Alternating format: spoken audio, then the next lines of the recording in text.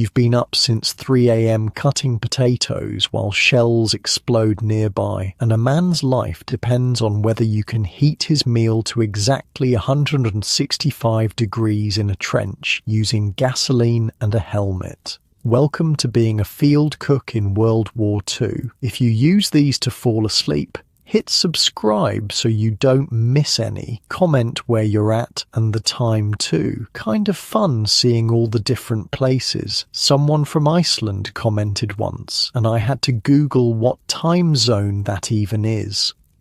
Okay, tonight it's World War II field cooking, but before we go anywhere, get cozy, like actually cozy. Pillows good? Blanket situation handled? Perfect. Trust me on this one. Your eyes crack open to darkness, only the faintest hint of dawn visible through the canvas tent. It's 1943, and you're in an Allied camp somewhere in Europe. The rough wool blanket scratches against your skin as you shift. Your back aches from sleeping on what's basically a glorified burlap sack stuffed with straw. But you don't have time to complain about comfort.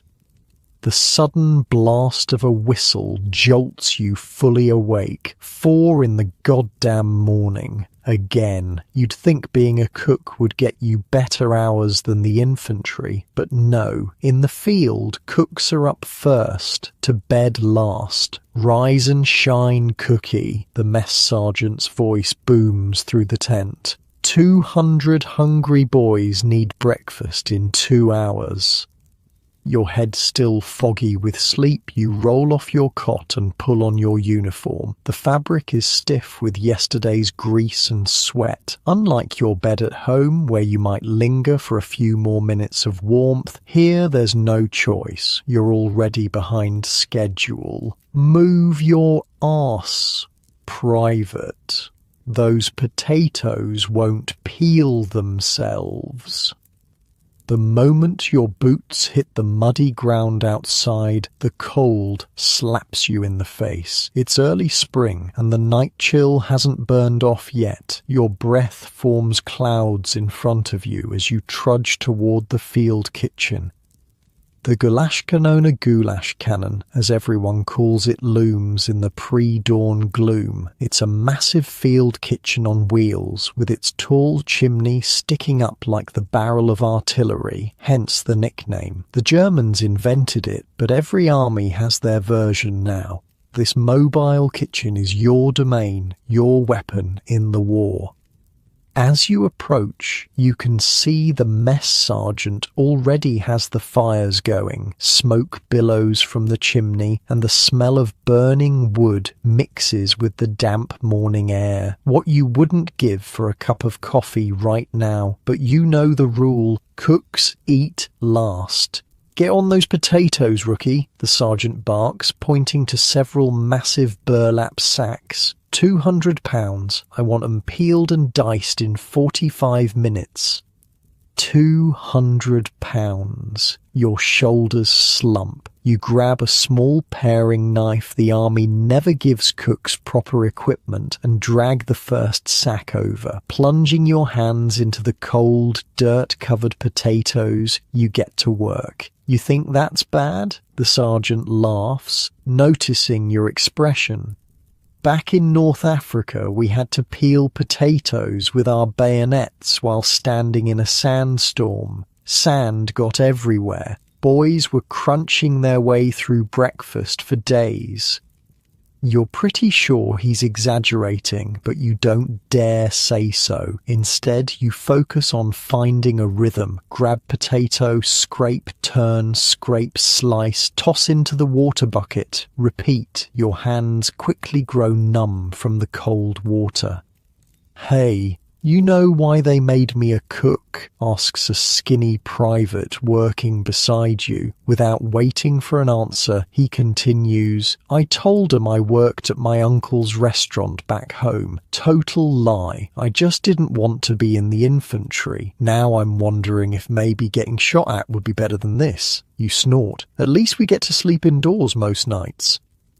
Yeah, But we still die, he says, suddenly serious. Remember Thompson? His field kitchen took a direct hit last month. They found his ladle before they found his body. A shiver runs down your spine that has nothing to do with the morning chill. Despite being technically non-combat personnel, field cooks aren't exactly safe. The massive smoking kitchens make perfect targets. The enemy knows that destroying food hurts morale faster than anything.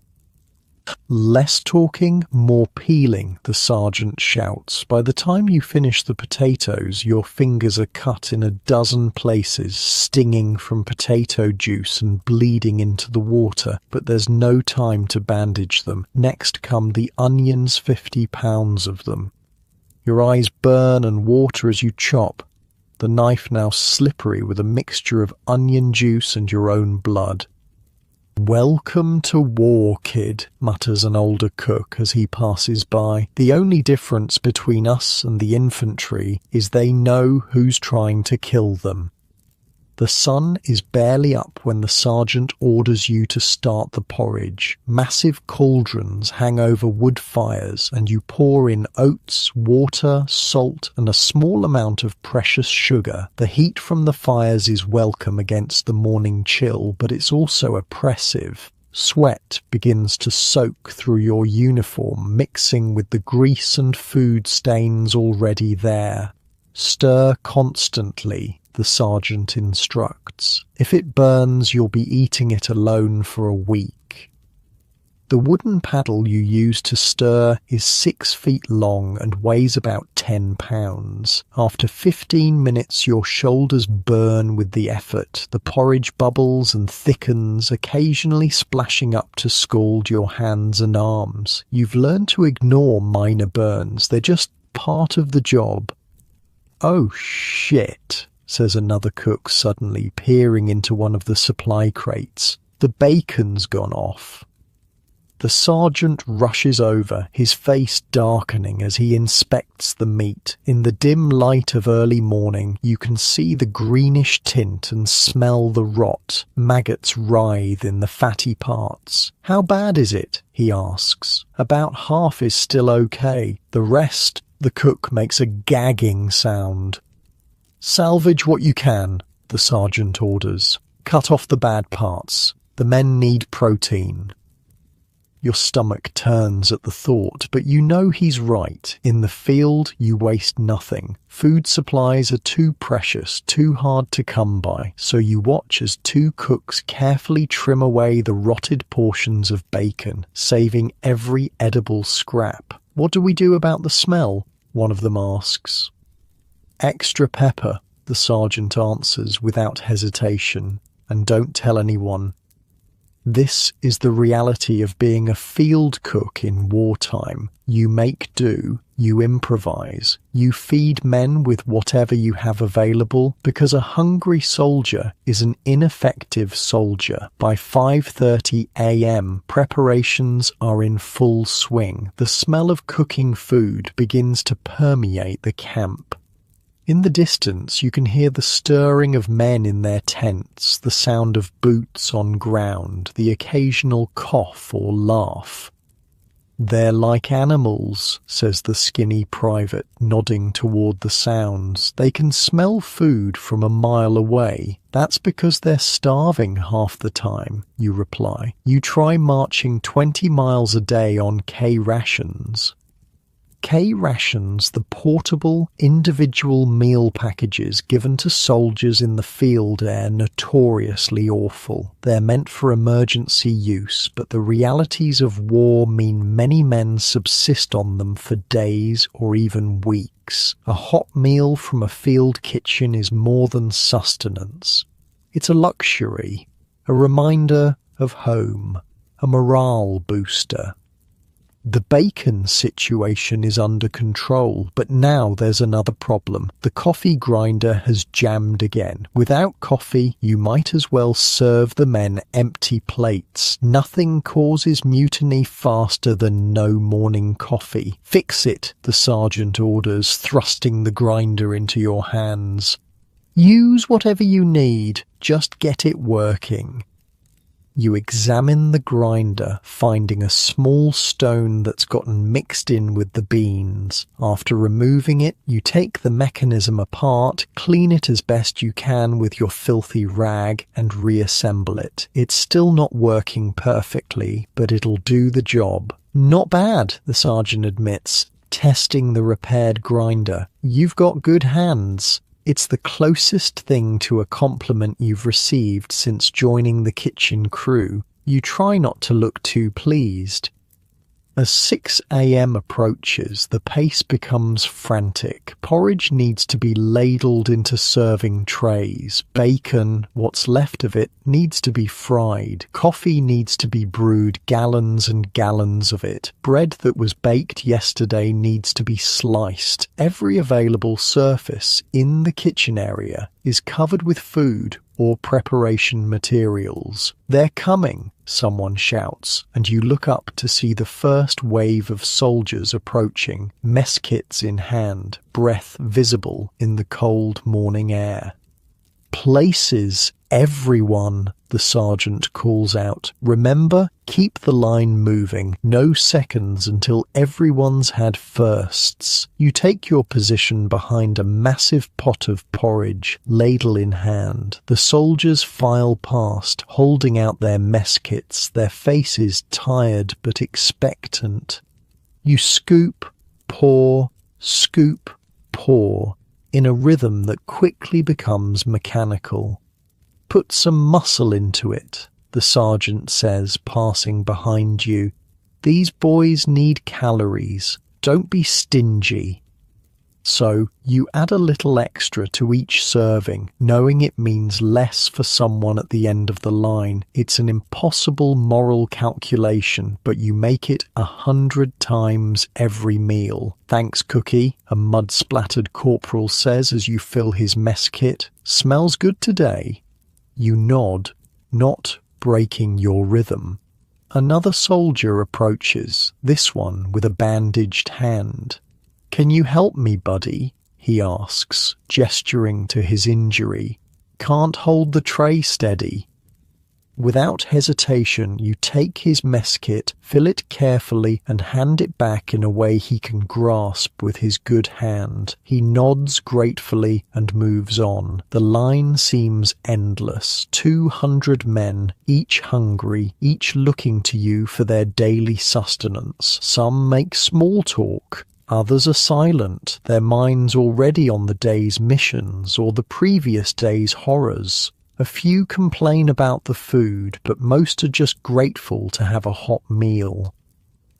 Hey, is that bacon supposed to be that colour? A sergeant asks, suspiciously, poking at his meat. That's just the smoke, you lie smoothly. Special smoking technique from back home. He doesn't look convinced, but moves on anyway. Hunger is a powerful motivator. By the time the last soldier has been served, your arms ache, your back throbs, and you're starving. But there's no rest yet. The cauldrons need to be cleaned, the serving area tidied, and preparations for lunch must begin immediately. Take 15 minutes to eat, the sergeant tells the kitchen crew. Then we start on lunch. You fill your own mess kit with what's left porridge scraped from the bottom of the pot, a few scraps of bacon, and coffee that's been sitting so long it's developed a skin. Still, it's hot food, and you wolf it down standing up, too tired to even find a place to sit. Not bad for your first big breakfast service, the skinny private says, eating beside you. You didn't drop anything, Puke, or get yelled at too much. That's a win in my book. You manage a tired smile. Thanks. Is it always this intense? Nah, he replies, then grins. Sometimes it's worse. Wait until we have to pack up and move the kitchen on 10 minutes' notice, or cook during an air raid, or my personal favourite, when supply lines get cut and the sergeant tells us to get creative with what we feed the men. Your heart sinks at the thought, but before you can respond, the sergeant's voice cuts through your conversation. Breaks over, start peeling those carrots for lunch. We're making stew. And just like that, you're back at it. Your hands find the knife again. Your eyes blur with fatigue, but you keep going. Because in war, the fighting never really stops, and neither does hunger. As you work, you think about the men you just fed. In a few hours, some of them might be dead, but for a brief moment this morning, you gave them comfort, a hot meal, a taste of normality in the insanity of war. It's not much in the grand scheme of things, but today, it's your contribution to the war effort. The goulash cannone fires roar as you prepare for the next meal. 200 men. 3 meals a day, day after day after day until the war ends or you do. This is your battlefield now. And it's only 7 a.m. Your day as a field cook has just begun. The kitchen operates like a machine, with every cook serving a specific function. You quickly learn that efficiency isn't just about speed, it's about survival. The faster you prepare the food, the less time you're exposed and vulnerable. The more organized you are, the less fuel you waste. In war, even cooking becomes a tactical operation.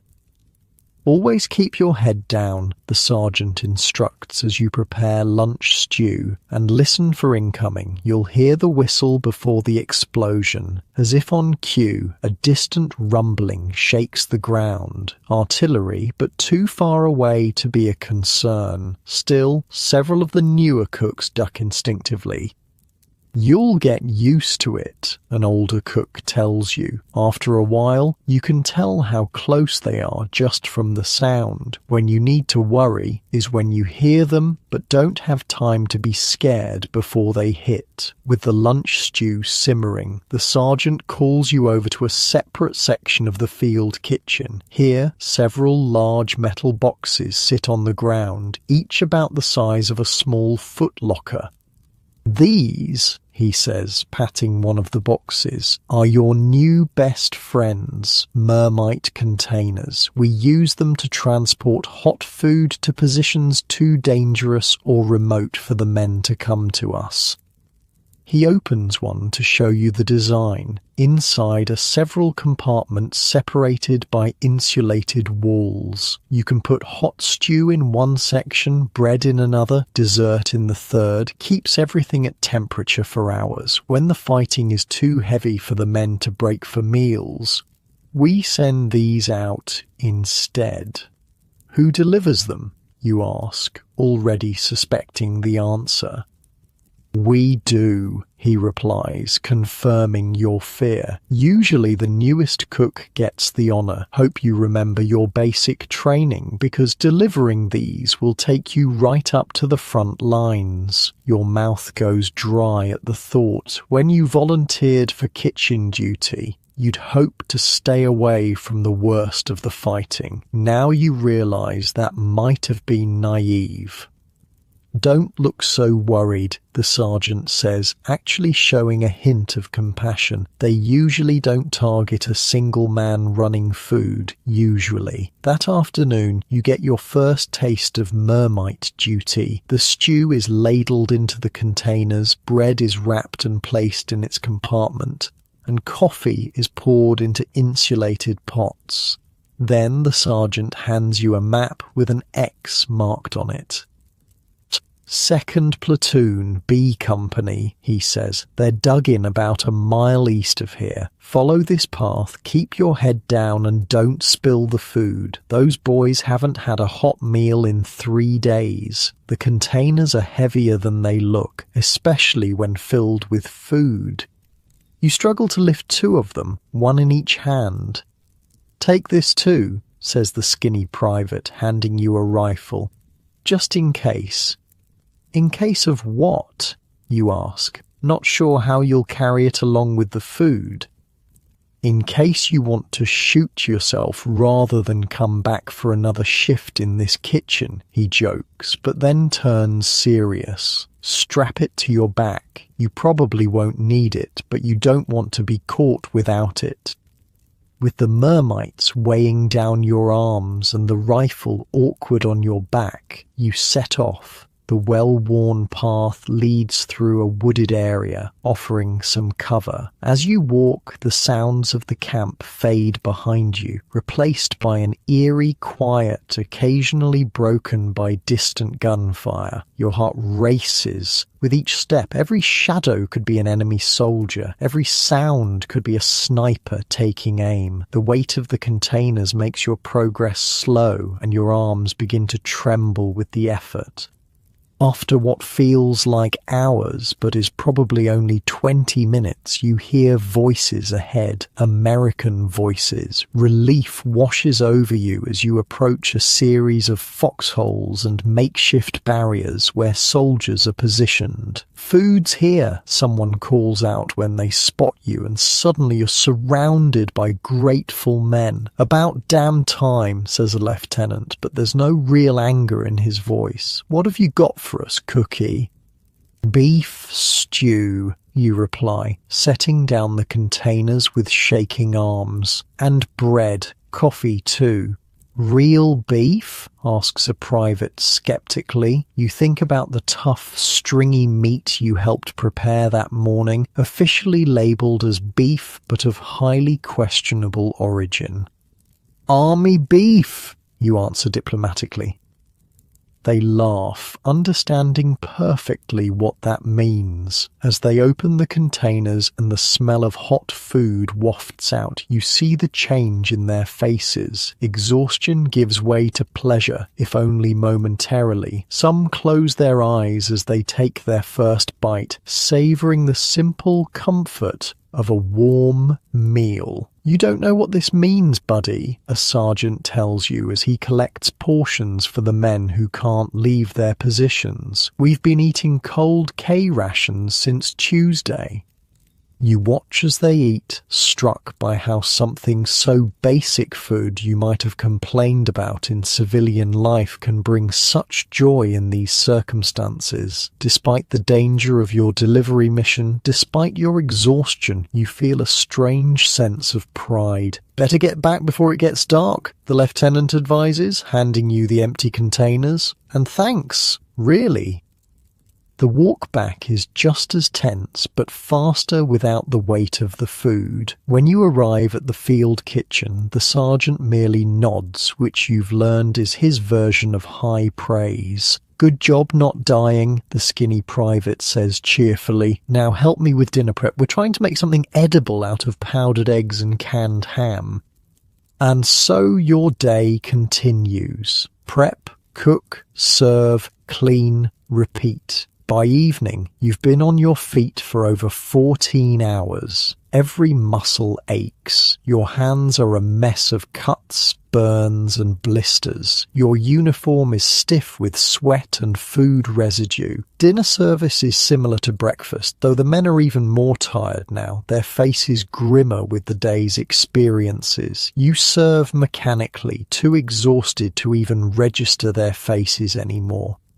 After the last man is fed, after the last pot is cleaned, the sergeant finally releases you for the night. It's past 9 p.m. "Get some sleep," he says. "We start again at 400. You drag yourself back to your tent, barely able to keep your eyes open. Your cot, which seems so uncomfortable this morning, now looks like the most inviting bed in the world. You don't even bother to remove your boots, just collapse onto the rough blanket.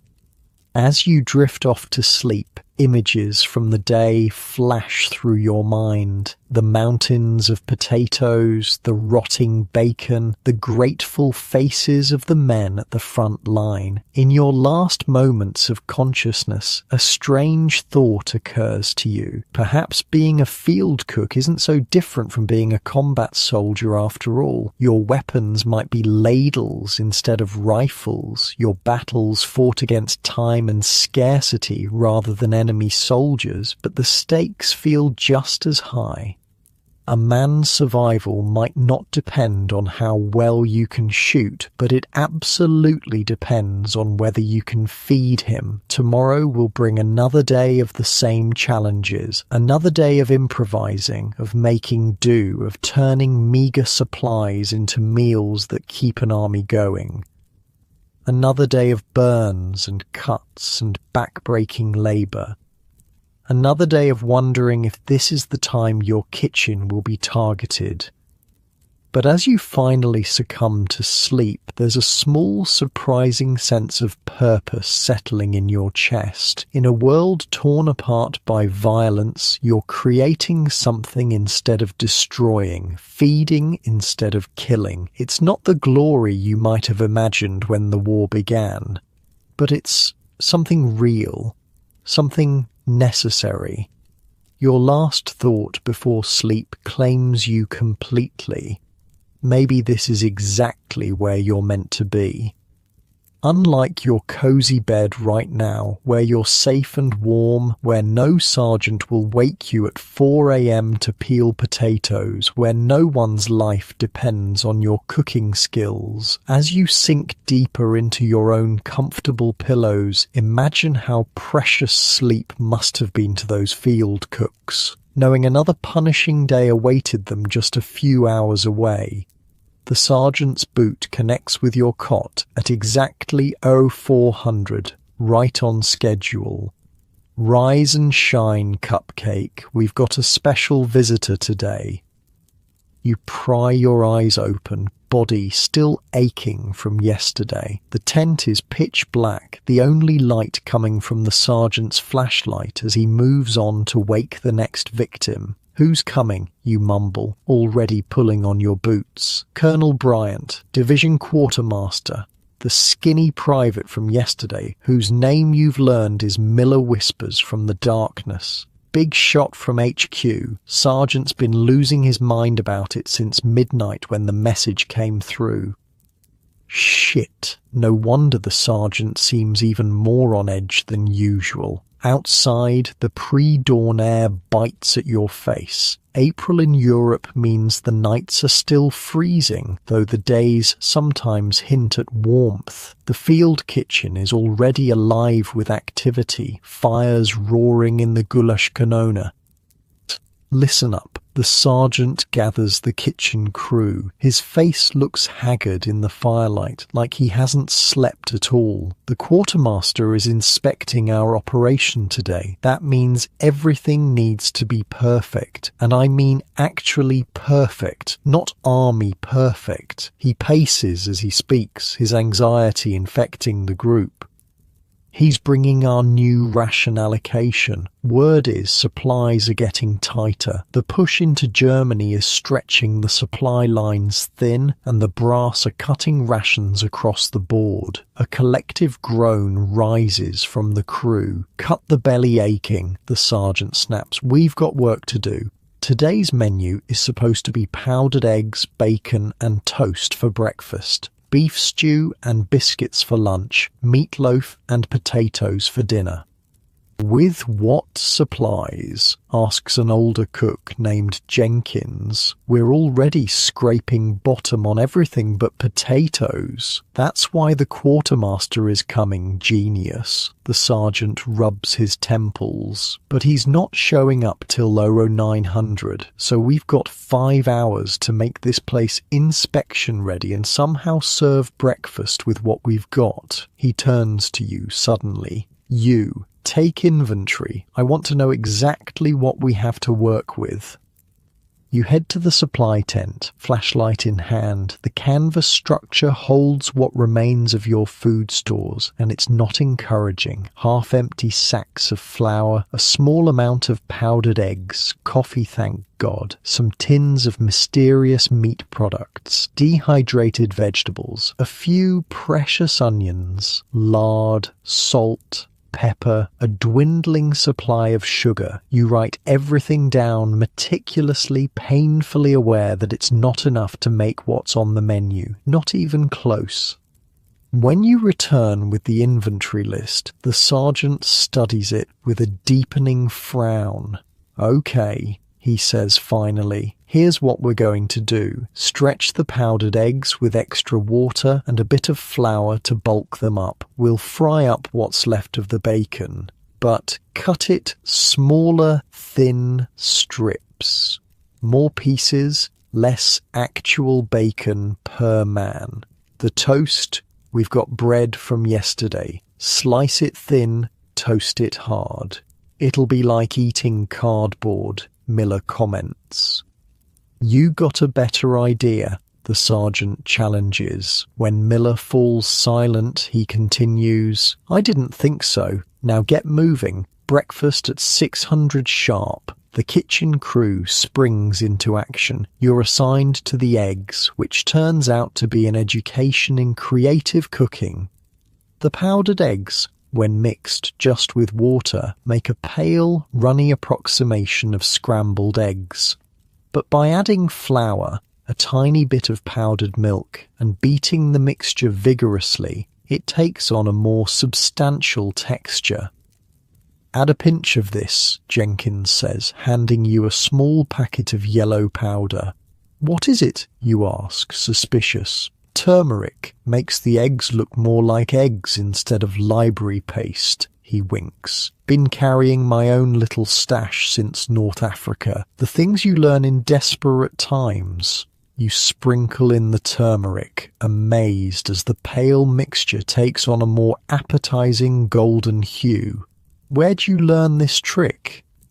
My grandmother, Jenkins says, already moving on to his next task. She lived through the Depression, said hunger makes you creative. As you cook the egg mixture in massive pans over the fires, you watch the other preparations. Miller is slicing bacon with surgical precision, creating pieces so thin they're almost transparent. Two other cooks are working on the toast, cutting yesterday's loaves into slices barely thicker than paper, then browning them over the fire. They're burning the toast on purpose, Miller tells you when he notices your puzzled expression. Charred toast tastes better than stale bread, plus the black hides the spots of mold. Your stomach turns at this information, but you keep cooking. In war, food safety becomes flexible. By some miracle, breakfast is ready on time. The men file through, receiving their meagre portions with varying degrees of grace. Some grumble about the small servings, others are just grateful for hot food. You notice the sergeant giving slightly larger portions to the men who look the most exhausted, the ones with 1,000-yard stares and hands that tremble slightly as they hold out their mess kits.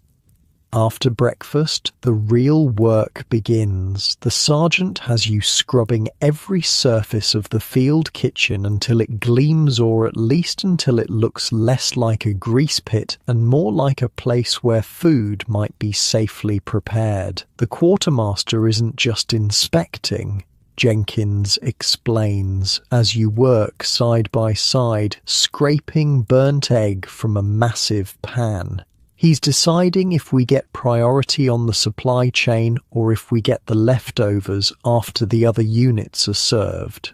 That can happen, you ask?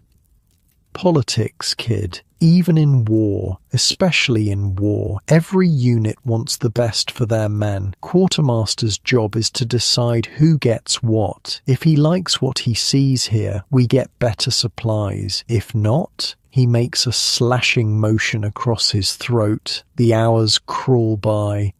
By 0845, the field kitchen is as clean as it's ever going to get. The sergeant inspects every corner, barking orders for last-minute adjustments. At precisely 0900, a jeep roars into camp.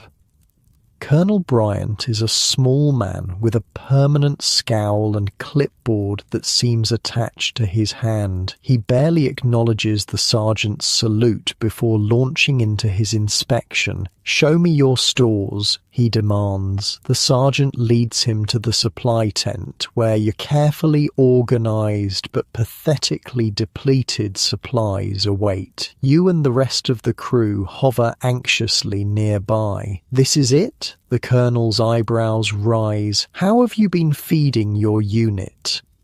Creatively, sir, the sergeant responds, standing at attention. Show me your waste logs. The sergeant produces a ledger where he records everything that's discarded. In theory, it should be a record of spoiled food or inedible scraps. In practice, it's almost blank because you literally can't afford to throw anything away. The colonel flips through it, his frown deepening. According to this, you've had almost no waste for 3 weeks. That's impossible unless we're using everything, sir, the sergeant interrupts. Which we are. For a moment, the colonel is silent. Then, show me how. What follows is a bizarre cooking demonstration. The sergeant takes the colonel through your improvised techniques, how you extend meat by adding breadcrumbs and flour, how you use every part of every vegetable, how you repurpose stale bread into croutons or breadcrumbs or toast, how you transform leftovers into new dishes rather than discarding them. And this? The colonel points to a bucket of what looks like dirty water with vegetable scraps floating in it.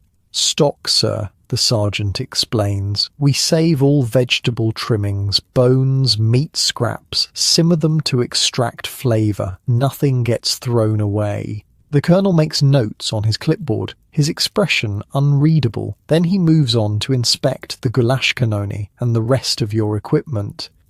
Your fuel usage is well below average for a unit this size, he notes, reviewing more records. Explanation?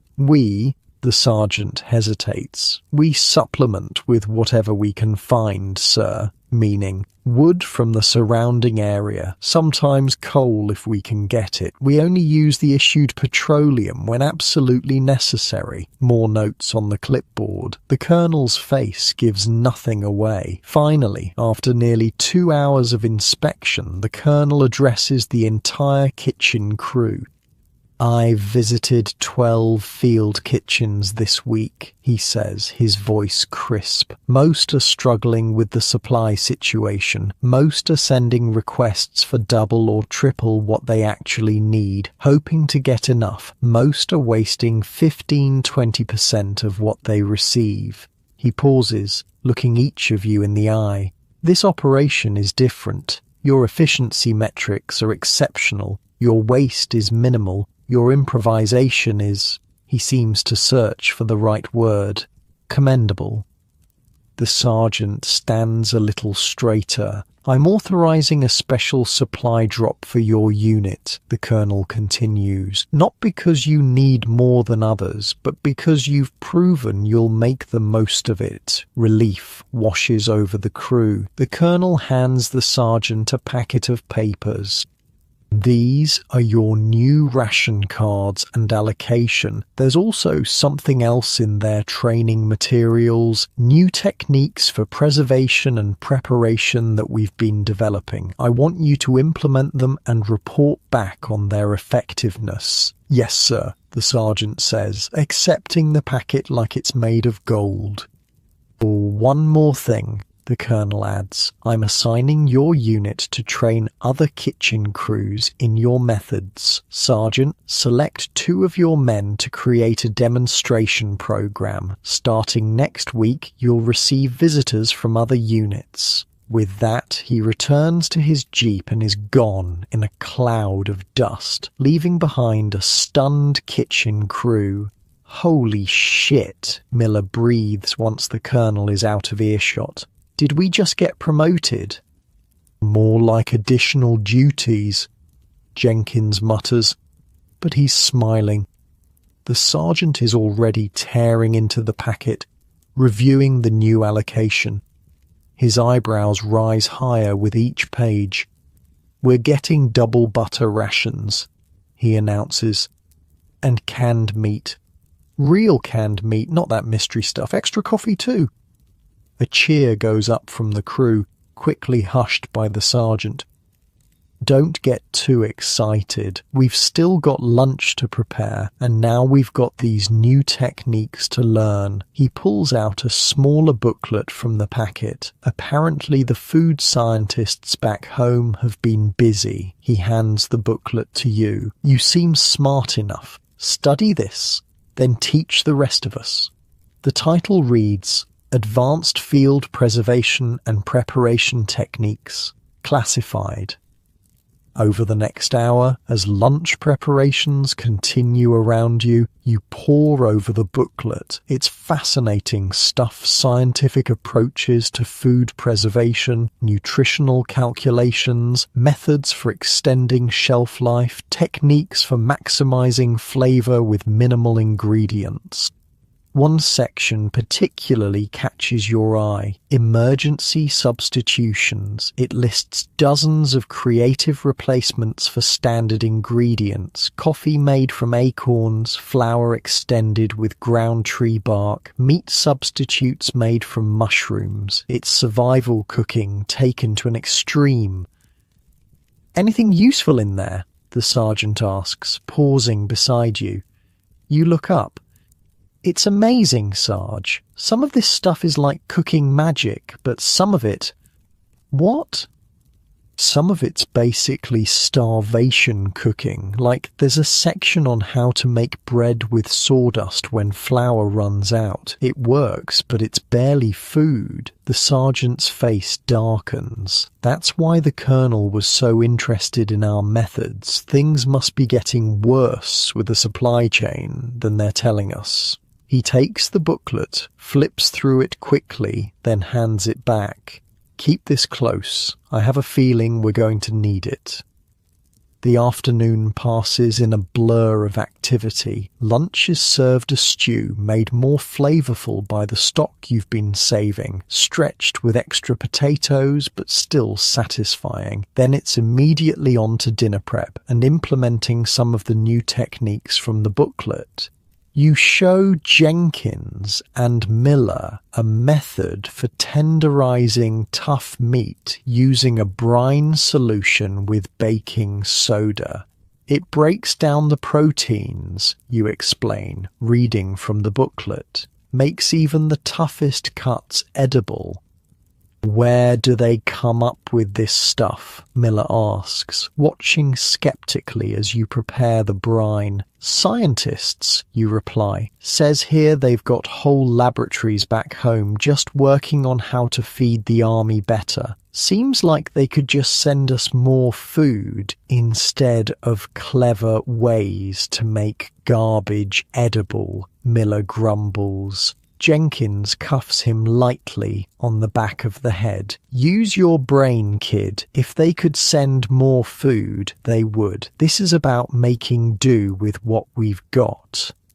As evening approaches, you're implementing another new technique, bread fortification, by adding extra protein in the form of powdered milk and a tiny amount of ground peanuts to the dough. You can significantly increase the nutritional value without changing the taste much. It doesn't look that different, Miller notes as you knead the dough.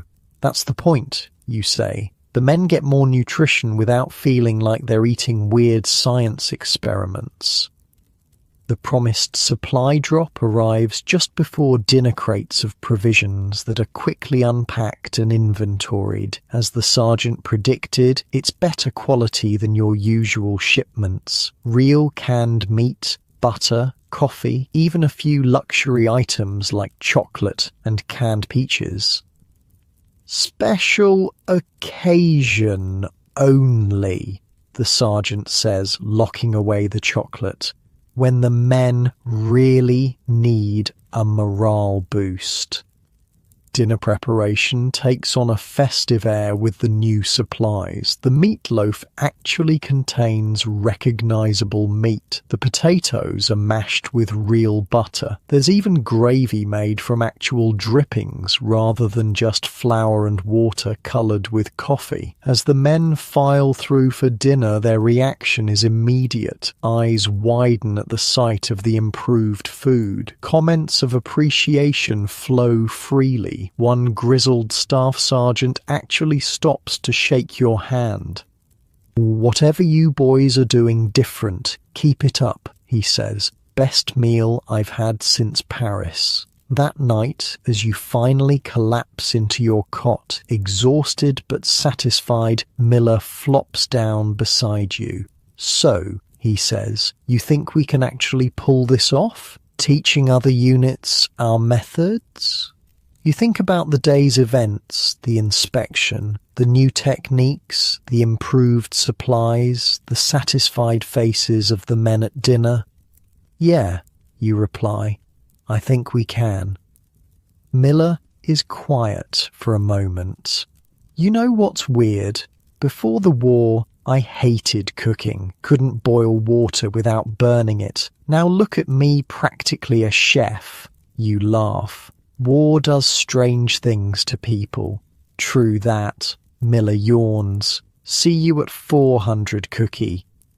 As you drift towards sleep, your mind turns over everything you've learned today, the science behind field cooking, the desperate creativity born of scarcity, the thin line between nutrition and starvation that you walk every day as a field cook. In civilian life, cooking was about pleasure, about taste, about choice. Here, it's about survival. Every calorie counts. Every nutrient matters. A man's fighting strength, his very life depends on what you put in his mess kit.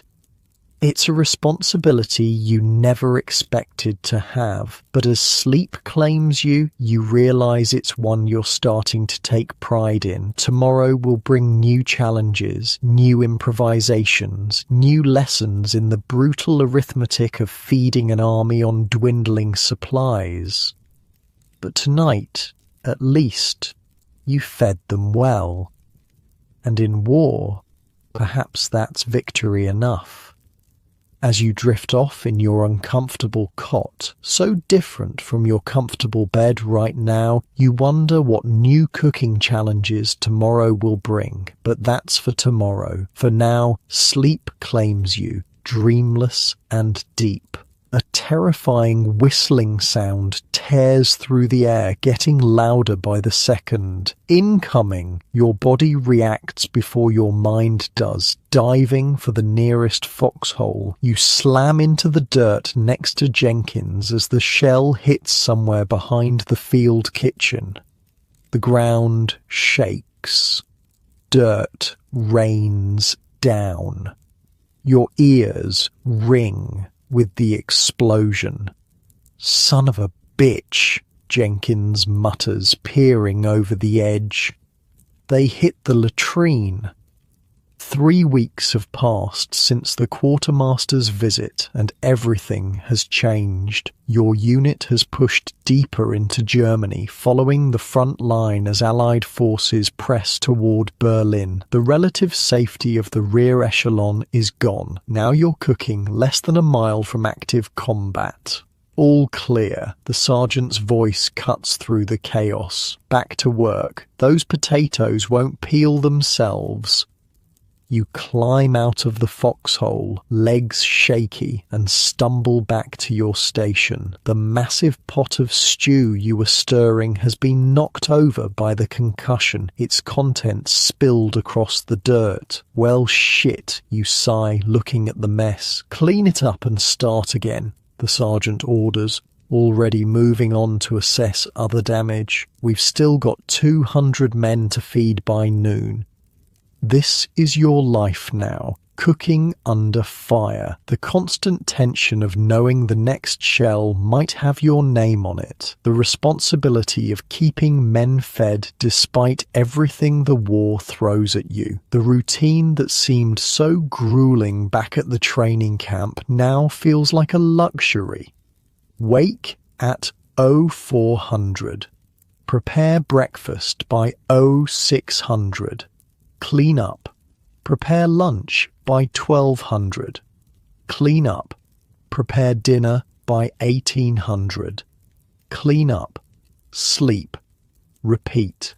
Simple. Predictable. There's nothing predictable about your current situation. Schedules are disrupted by artillery barrages, sudden orders to move, or the field kitchen itself being targeted. Food supplies arrive irregularly, if at all. Water essential for cooking must be hauled from sources that aren't always close or clean. 2 more wounded last night, Miller tells you as you work together to salvage what you can of the spilled stew. Peterson and Ramirez hit during a patrol. They're setting up a field hospital about half a mile back. You nod grimly. The casualties have been increasing as the fighting intensifies. You've been assigned to deliver meals to the wounded at the field hospital every evening, an additional duty that exposes you to the brutal reality of war in ways kitchen work usually doesn't.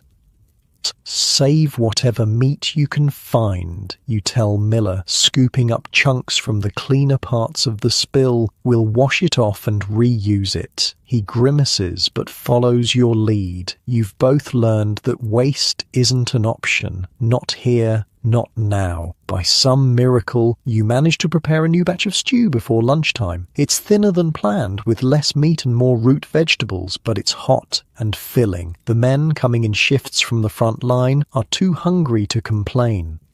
"Thanks, Cookie," a mud-splattered corporal says as you ladle stew into his mess kit. His hands are trembling slightly, the subtle tremor of a man who's seen too much combat. "Smells good. Fresh this morning," you reply, giving him a slightly larger portion than regulation. He looks like he needs it. "Bullshit," he says with a tired grin. "Nothing's fresh out here except the graves." Dark humour, the kind that would shock civilians back home but keeps soldiers sane on the front. You've grown used to it. "Fine, the rat I caught in your foxhole this morning wasn't exactly fresh," you shoot back, "but I cooked it special for you." He laughs, an actual genuine laugh, and for a moment the haunted look leaves his eyes. That's another part of your job, not just filling bellies, but providing moments of normalcy, brief respites from the horror. After lunch service, the sergeant gathers the kitchen crew. His face is grim. "New orders," he announces. "We're moving the kitchen forward tonight." A collective groan rises from the group. "Can it?" he snaps. "The lines have shifted. Our boys have pushed the Germans back another mile. Command wants the kitchen closer to support the advance." "Closer to the fighting, you mean?" Jenkins mutters. The sergeant ignores him. "We move at 0100. I want everything packed and ready by midnight. We'll set up in the new location before breakfast." Moving a field kitchen is back-breaking work under the best conditions. Moving it in the middle of the night, in hostile territory, with minimal lighting to avoid attracting enemy fire, is a special kind of hell. Every component of the Gulash Kanoni must be dismantled, loaded onto trucks, transported and reassembled. The massive cauldrons, the heating elements, the chimney sections, the fuel supplies, the water tanks, not to mention all the food stores, utensils and personal equipment. "This is insane," Miller whispers as you work together to pack crates of cooking equipment. "Moving at night? We could hit a mine, or run into a German patrol, or get strafed by aircraft. Better than moving during daylight and definitely getting spotted, you reply, though you share his concern. I didn't sign up to be this close to the action, he continues. I became a cook specifically to avoid getting shot at. How's that working out for you? You ask dryly. He gives a short, humourless laugh, about as well as your plan to avoid KP duty back home by joining the army. At midnight precisely, the sergeant inspects the packed equipment. Everything is ready. The trucks have arrived, 3 2.5-ton GMCs with canvas covers, their headlights taped to narrow slits to minimise visibility. Oh, listen up, the sergeant addresses the kitchen crew. This move is necessary but dangerous. We'll be travelling in a convoy. No lights except the taped headlights. No talking, no smoking. If we're attacked, abandon the vehicles and find cover immediately. The equipment can be replaced. You can't. It's a sobering briefing. For the first time, you fully realise how exposed you'll be during the move. Oh, one more thing, the sergeant adds. Each of you take a weapon, rifles in the cab with you, just in case. The weight of the M1 Garand in your hands feels foreign, uncomfortable. You've had basic weapons training, of course, but you're a cook, not a combat soldier. The idea of actually using the rifle against another human being makes your stomach turn. At 100 sharp, the convoy begins to move. You're in the second truck with Miller and Jenkins. The night is overcast, no moonlight to help navigate, which is both a blessing and a curse. Harder for the enemy to spot you, but harder for your drivers to see the rutted, bomb-cratered roads. The truck lurches forward, bouncing violently over the uneven terrain. The canvas sides flap in the wind. Every few minutes the sound of distant artillery punctuates the night. Flashes on the horizon briefly illuminate the landscape in stark, unnatural light. Like driving through hell, Jenkins mutters beside you, breaking the no-talking rule. Nobody corrects him. The journey is only supposed to take an hour, but it stretches to nearly 3 as your convoy navigates around destroyed bridges, roadblocks and areas of active fighting. Every minute is tense, your body rigid with fear, the rifle clutched in your sweaty hands. Finally, the truck stops. You've arrived at the new location, a small clearing near a bombed-out village. The front lines are less than half a mile away. You can hear small arms fire in the distance.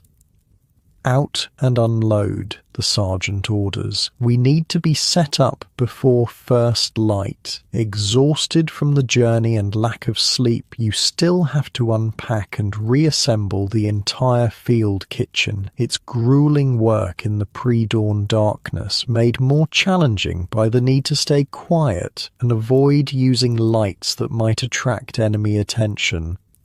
The new position has one advantage, a small stream nearby that provides a water source, but it also has a major disadvantage. It's exposed on the eastern side, with only minimal tree cover separating you from potential German observation posts. We'll have to camouflage the smoke, the sergeant says, examining the site. Jenkins, rig up a dispersal system for the chimney. I don't want a column of smoke pointing the Krauts right to us.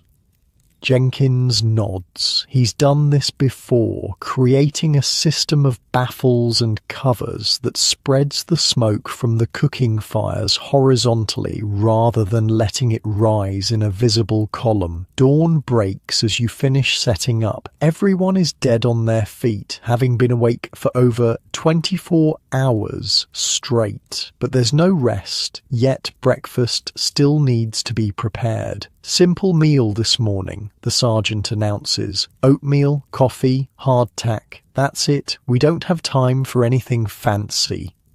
You're assigned to the coffee, perhaps the most important element of breakfast for men who've been fighting all night. The process is familiar enough to do on autopilot. Fill the massive pot with water from the stream, build a fire in the goulash cannoni's firebox, bring the water to a boil, add the precious coffee grounds, let it brew.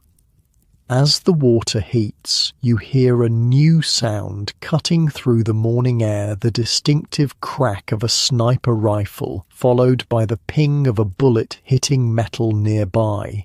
Down, the sergeant roars. Everyone drops to the ground. Another shot rings out, this one striking one of the coffee pots, sending a spray of hot water into the air. "They can see us," Jenkins hisses. "Told you this position was too exposed."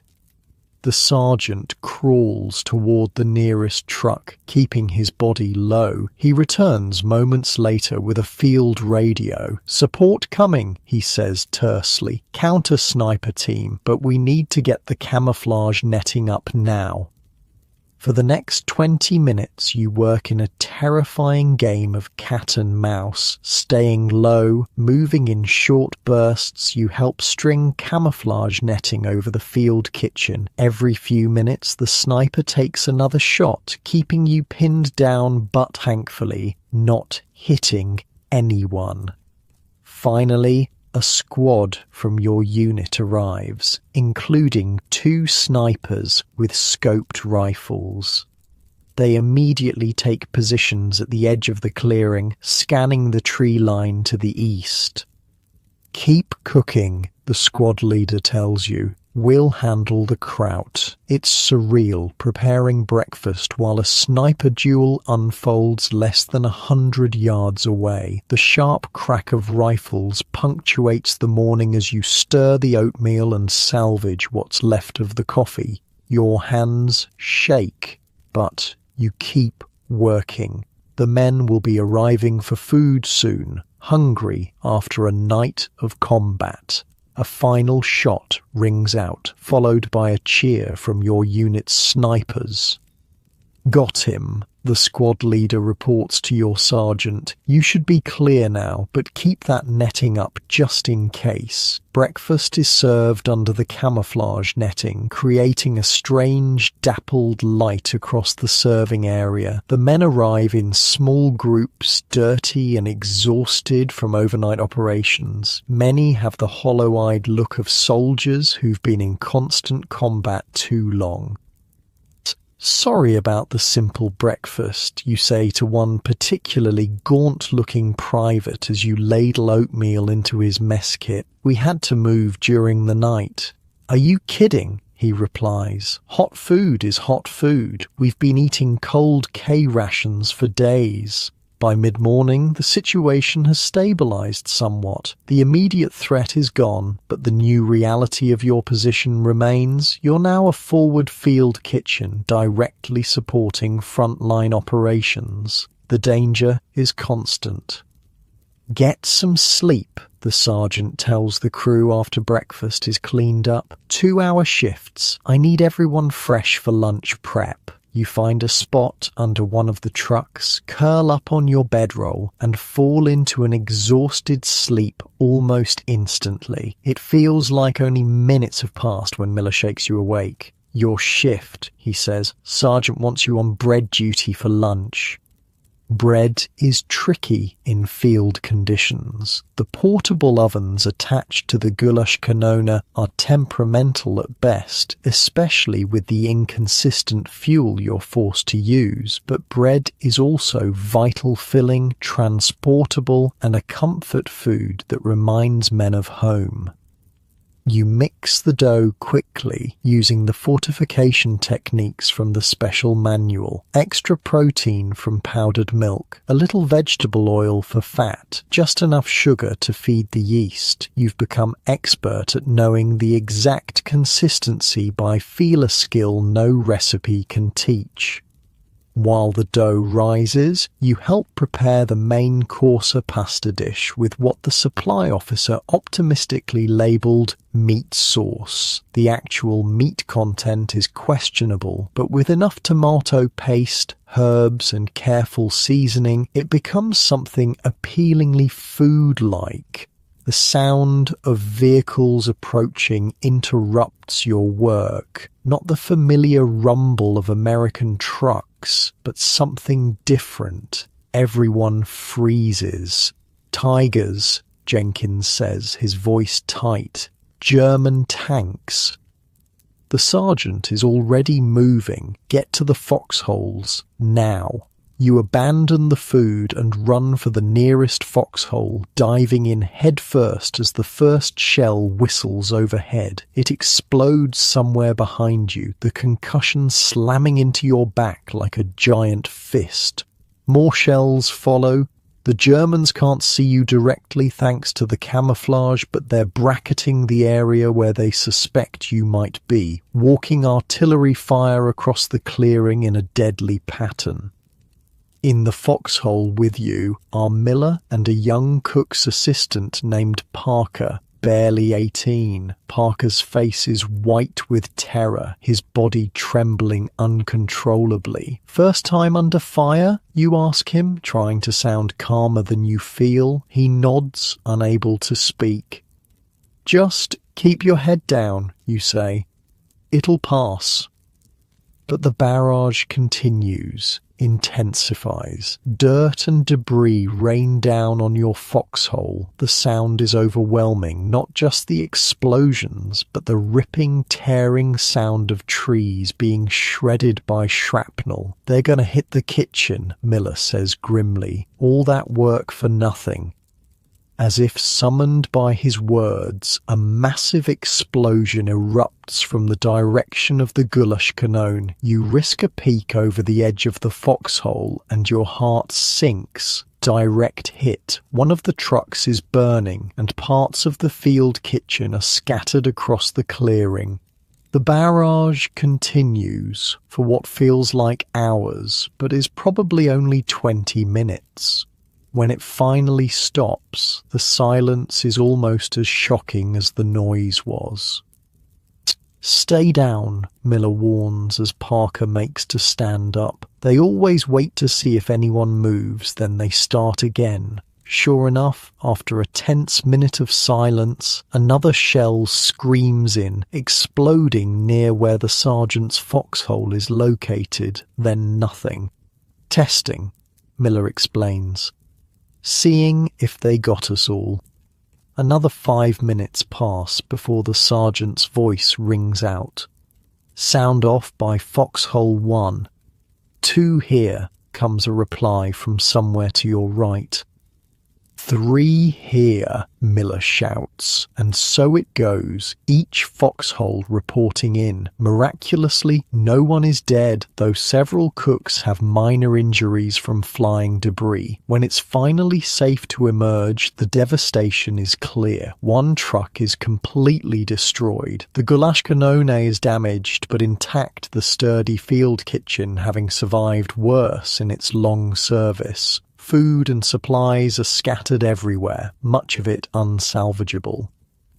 Assess and report, the sergeant orders, his own face streaked with dirt and blood from a cut on his forehead. I need to know what we can still use. The bread dough you were working on is covered in dirt and debris. The pasta is ruined. Most of the prepared food is contaminated by soil, shrapnel, or chemicals from the explosives. We've got canned goods that survived, Jenkins reports. Some of the flour and sugar in sealed containers. Coffee's okay. Water tank is intact, but we need to test for contamination. The sergeant processes this information, his expression grim. We've still got men to feed, he says finally. We'll have to improvise. Again. Over the next few hours, you witness the incredible resilience of the field kitchen crew. The damaged equipment is repaired using parts salvaged from the destroyed truck. Clean water is hauled from the stream. New bread is mixed. Canned meat and vegetables are combined into a simple but nutritious stew. By some miracle, lunch is ready only an hour later than scheduled. It's not what was planned, but it's hot and fills the belly, a minor victory snatched from disaster. As you serve the makeshift meal, you notice the men seem especially grateful today. Word of the artillery strike has spread. They know what the kitchen crew endured to feed them. Heard you guys took a direct hit, a lieutenant says as you fill his mess kit. Thanks for still getting chow ready, means a lot to the men. You nod, too exhausted for words. The adrenaline that kept you going through the barrage and aftermath has drained away, leaving a bone-deep weariness. After lunch, as you're cleaning up, Parker approaches you. I froze up, he says, shame evident in his voice. During the shelling, I couldn't even talk. Everyone freezes their first time, you reply. What matters is you stayed in the foxhole like you were supposed to. And you're here now, helping. How do you get used to it? He asks. You think about this. You don't, not really. You just learn to function despite it. It's the truth. 3 weeks at the front hasn't made the fear go away. It's just taught you to work through it, to keep cooking even as shells fall around you, to focus on the mission feeding the men no matter what. That night, as you finally collapse onto your bedroll, you find yourself thinking about how much has changed. When you first joined the kitchen crew, your biggest concerns were mundane peeling potatoes fast enough, keeping the sergeant happy, avoiding burns from the cooking fires. Now you live in a world where sniper fire interrupts breakfast preparation and artillery can destroy hours of work in seconds, where the simple act of delivering food to the men can mean risking your life, where eating might be a soldier's last act before dying in combat. Yet something else has changed too. A bond has formed among the kitchen crew, forged in shared danger and hardship. You're no longer just cooking together, you're surviving together. Every meal served is an act of defiance against the chaos of war. As sleep begins to claim you, you hear Miller's voice from nearby. "Hey," he says softly. "You know what's crazy? I actually miss the days when all we had to worry about was the sergeant yelling about potato peeling." You smile in the darkness. "We'll get back there," you murmur. "Just gotta survive this first." "Yeah," he replies. "One meal at a time. One meal at a time." It's become your mantra, your way of breaking the overwhelming task of war into manageable pieces. Just like the soldiers fight one battle at a time, you fight your war one meal at a time. As you drift off to sleep, the sound of distant artillery, your macabre lullaby, you wonder what tomorrow's meal will bring. But for now, in your warm, safe bed at home, so different from that hard ground beneath a destroyed field kitchen, you can rest, knowing that today, at least, you won those small battles. You kept the men fed. You survived. And in war, sometimes that's enough. The first snowflake lands on your nose as you're hauling water from the stream. By the time you make it back to the field kitchen, white flakes swirl through the air, catching in your eyelashes and melting against your skin. "Perfect," Jenkins mutters, glancing skyward. "Just what we needed. Winter in goddamn Germany." It's mid-November 1944. The Allied advance has slowed as supply lines stretch thin and German resistance stiffens. Your unit has been in the same position for nearly 3 weeks, the longest you've stayed anywhere since joining the front lines. Snow means the mud might finally freeze, you point out, trying to find the silver lining. The autumn rains have turned everything into a quagmire, making every task twice as difficult. Yeah, and then we get to deal with frostbite and frozen pipes instead, Jenkins replies. I was in the Ardennes in 40. Trust me, kid, you'd rather have mud. The sergeant approaches, his breath visible in the increasingly cold air. Weather report says this is just the beginning. Big storm coming. I want all equipment winterized by end of day. Winterizing the field kitchen is a process you've trained for but never actually implemented. It involves wrapping pipes with insulation, setting up windbreaks around the cooking areas, digging storage pits in the ground to keep certain foods from freezing solid, and preparing the Gulashka none for operation in sub-zero temperatures.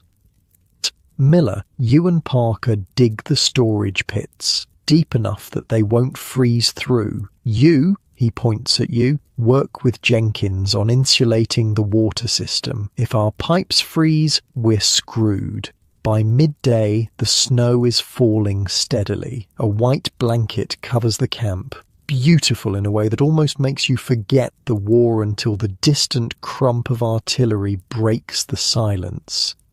Germans usually ease up on shelling in bad weather, Jenkins tells you as you wrap pipes with strips of wool blanket. Their spotters can't see targets as well, but don't count on it. What's the worst winter condition you've cooked in, you ask, trying to get a sense of what's coming. Jenkins pauses, thinking. Belgium. Early 40, temperature hit 15 below zero, cooking oil froze solid, bread dough was like concrete, coffee froze in the mugs before the men could finish drinking it. He shakes his head at the memory, lost 2 fingers to frostbite that winter. He holds up his left hand, showing the stumps where his pinky and ring finger should be. You've noticed the missing digits before, but never asked about them. How'd it happen?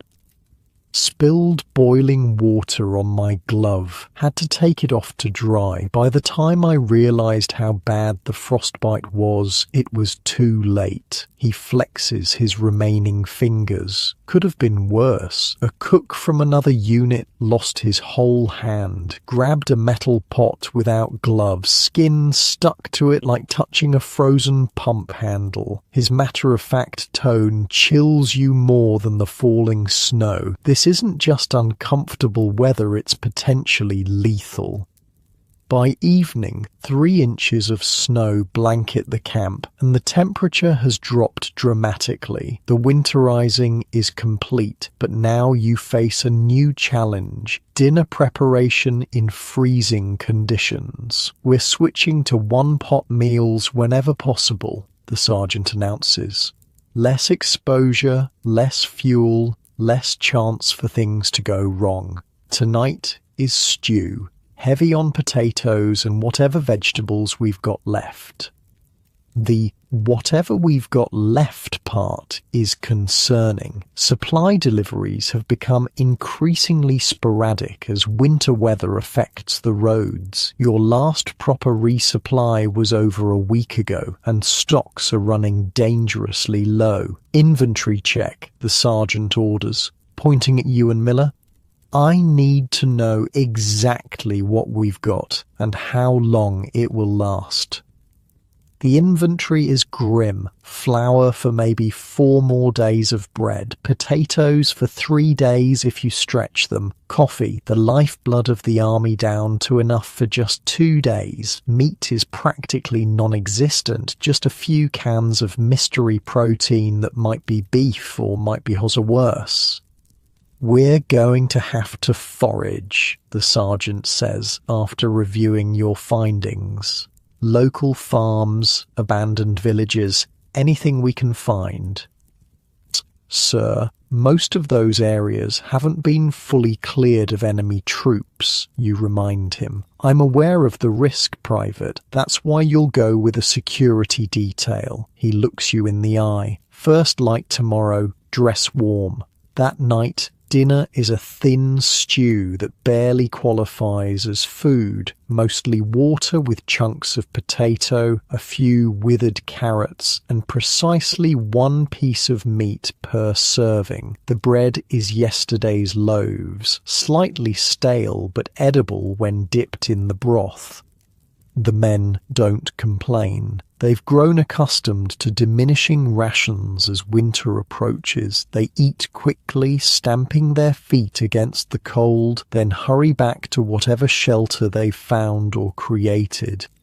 Sleep comes fitfully in your freezing tent. The army-issue sleeping bag is barely adequate, and you find yourself wearing every piece of clothing you own, including your helmet liner as an extra hat. Still, the cold seeps in, keeping you hovering on the edge of sleep without ever fully succumbing. Morning arrives with a temperature well below freezing and another inch of snow. Your breath creates a small cloud inside the tent. Getting out of your sleeping bag requires a level of willpower you didn't know you possessed. Breakfast is precious coffee that you can't afford to waste, but desperately need, and hardtack biscuits spread with a thin layer of margarine. The coffee is half strength, stretched to make the dwindling supply last longer. After breakfast, you report to the sergeant, who introduces you to a stern-faced lieutenant and 3 infantrymen. This is your security detail, the sergeant explains. Lieutenant Harker knows the area. There's a farm about 3 miles east that should still have root vegetables in storage. Maybe livestock if we're lucky. The lieutenant looks you up and down. Ever done this before, Cook? No, sir, you admit. Stay close. Do exactly what I say and we'll be fine. He checks his watch. We move in 5 minutes. Bring empty sacks and that cart if it can handle the snow. The cart in question is a small 2-wheeled affair you normally use for transporting food from the kitchen to outlying positions. Its thin wheels aren't ideal for snow, but it's better than carrying everything by hand. The journey is brutally cold. The wind has picked up, driving the snow horizontally into your face despite the scarves wrapped around your head. Your fingers and toes go numb within the first mile, despite the layers of socks and gloves. Germans were through here last week, the lieutenant says, as you pass a burned-out Sherman tank half buried in snow. Most pulled back north, but there could be stragglers or patrols. Stay alert.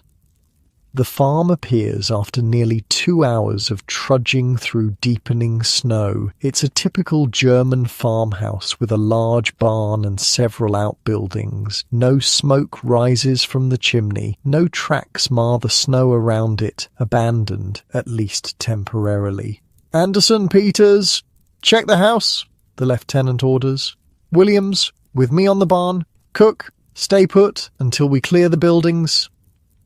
You wait, stamping your feet to keep blood flowing, watching your breath form clouds in the frigid air. After 10 tense minutes, the all clear comes. House is empty, Anderson reports. Looks like the family left in a hurry, some personal belongings still there.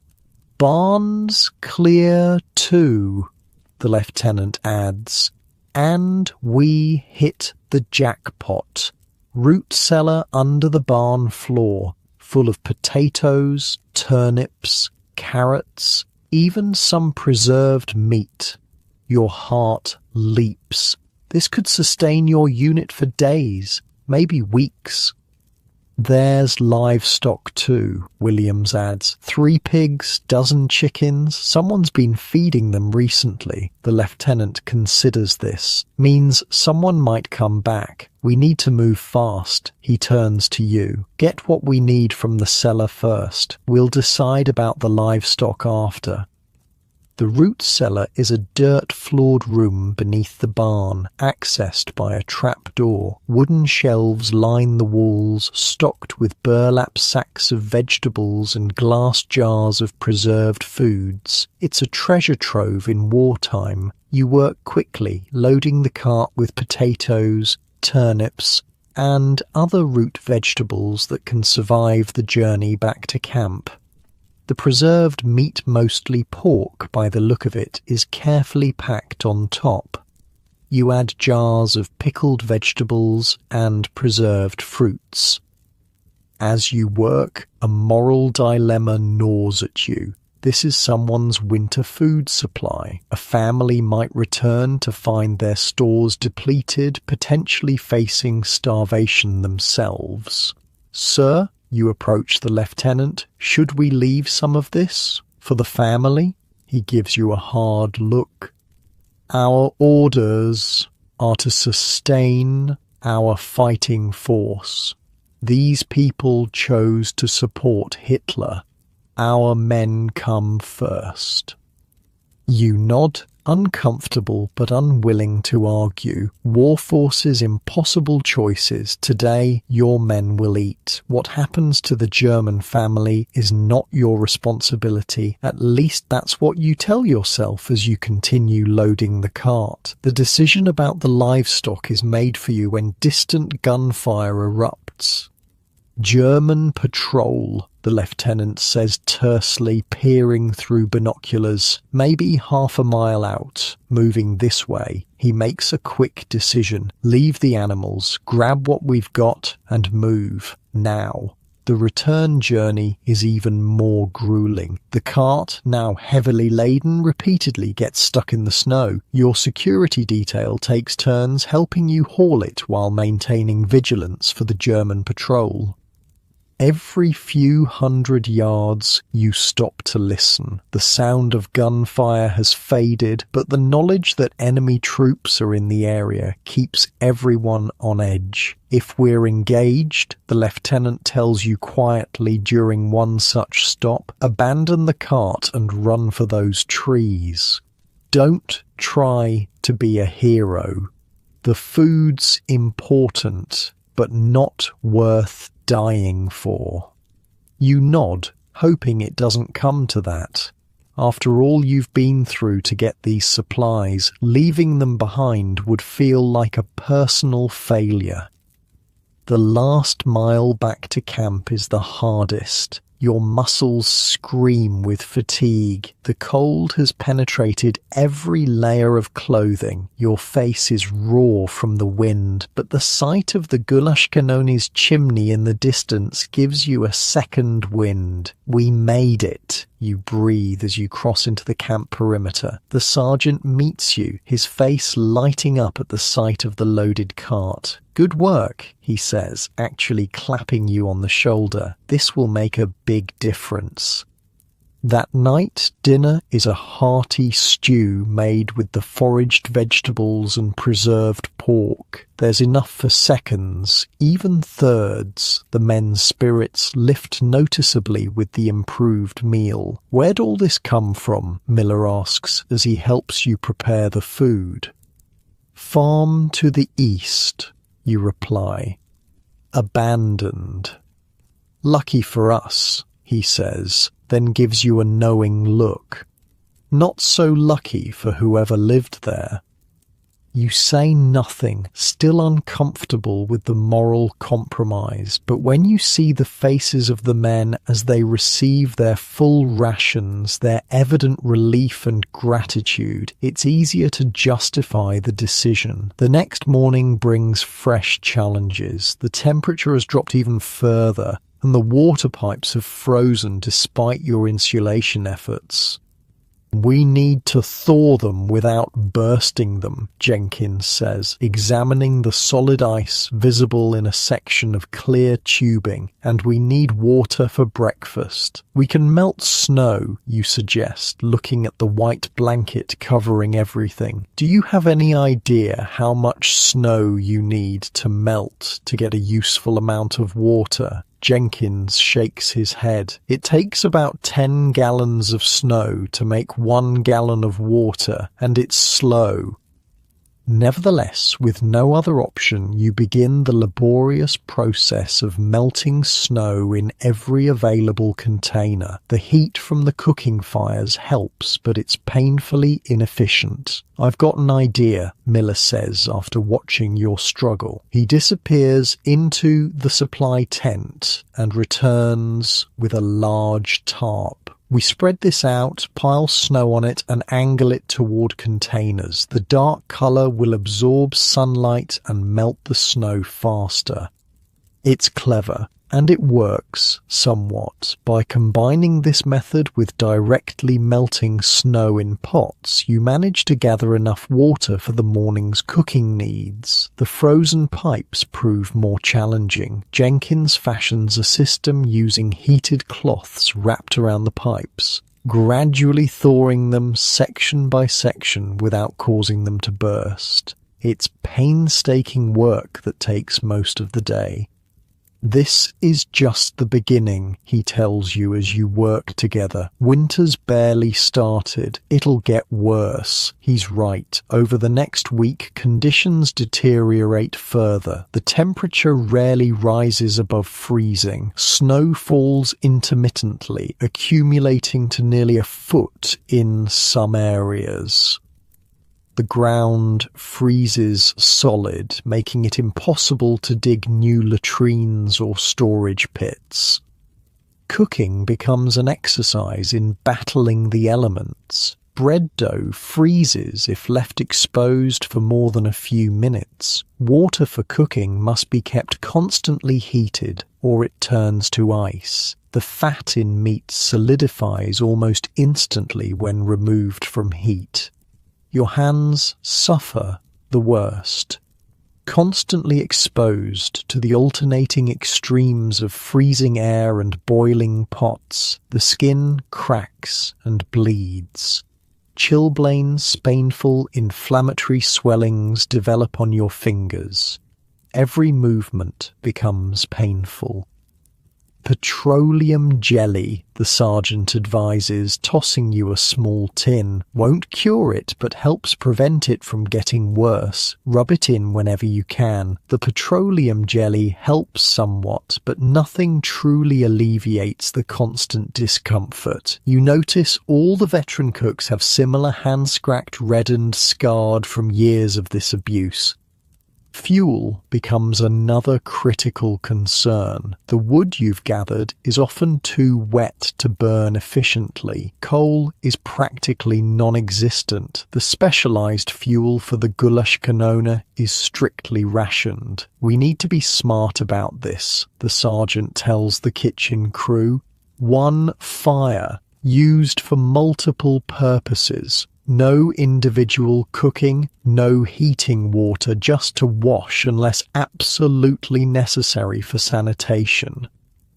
The men begin bringing their own fuel when they come for meals, scraps of wood, pieces of broken equipment, anything that might burn. It's a violation of regulations to burn military property, but the sergeant turns a blind eye. Survival trumps rules. One particularly cold morning, you're struggling to light the main cooking fire with damp wood when Parker approaches.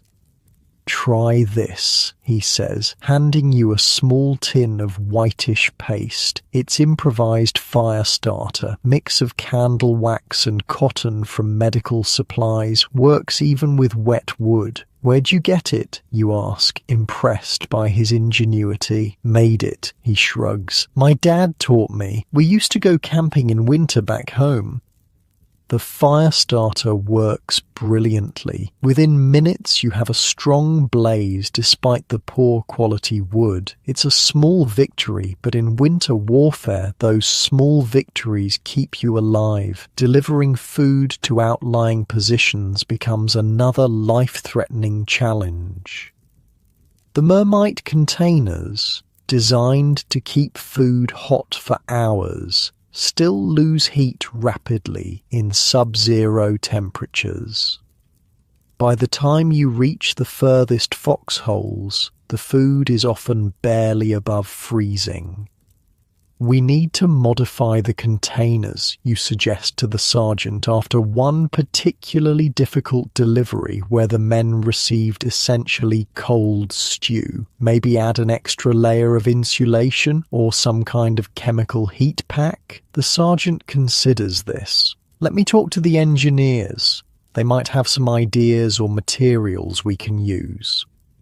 The solution, when it comes, is both simple and ingenious. The engineers provide soapstone blocks that can be heated in the cooking fires, then placed in a special compartment added to the bottom of each Mermite container. The stones hold heat for hours, keeping the food warm even on the longest deliveries. It's a small improvement, but the gratitude on the faces of the men receiving properly hot food in their frozen foxholes makes every difficult journey worthwhile.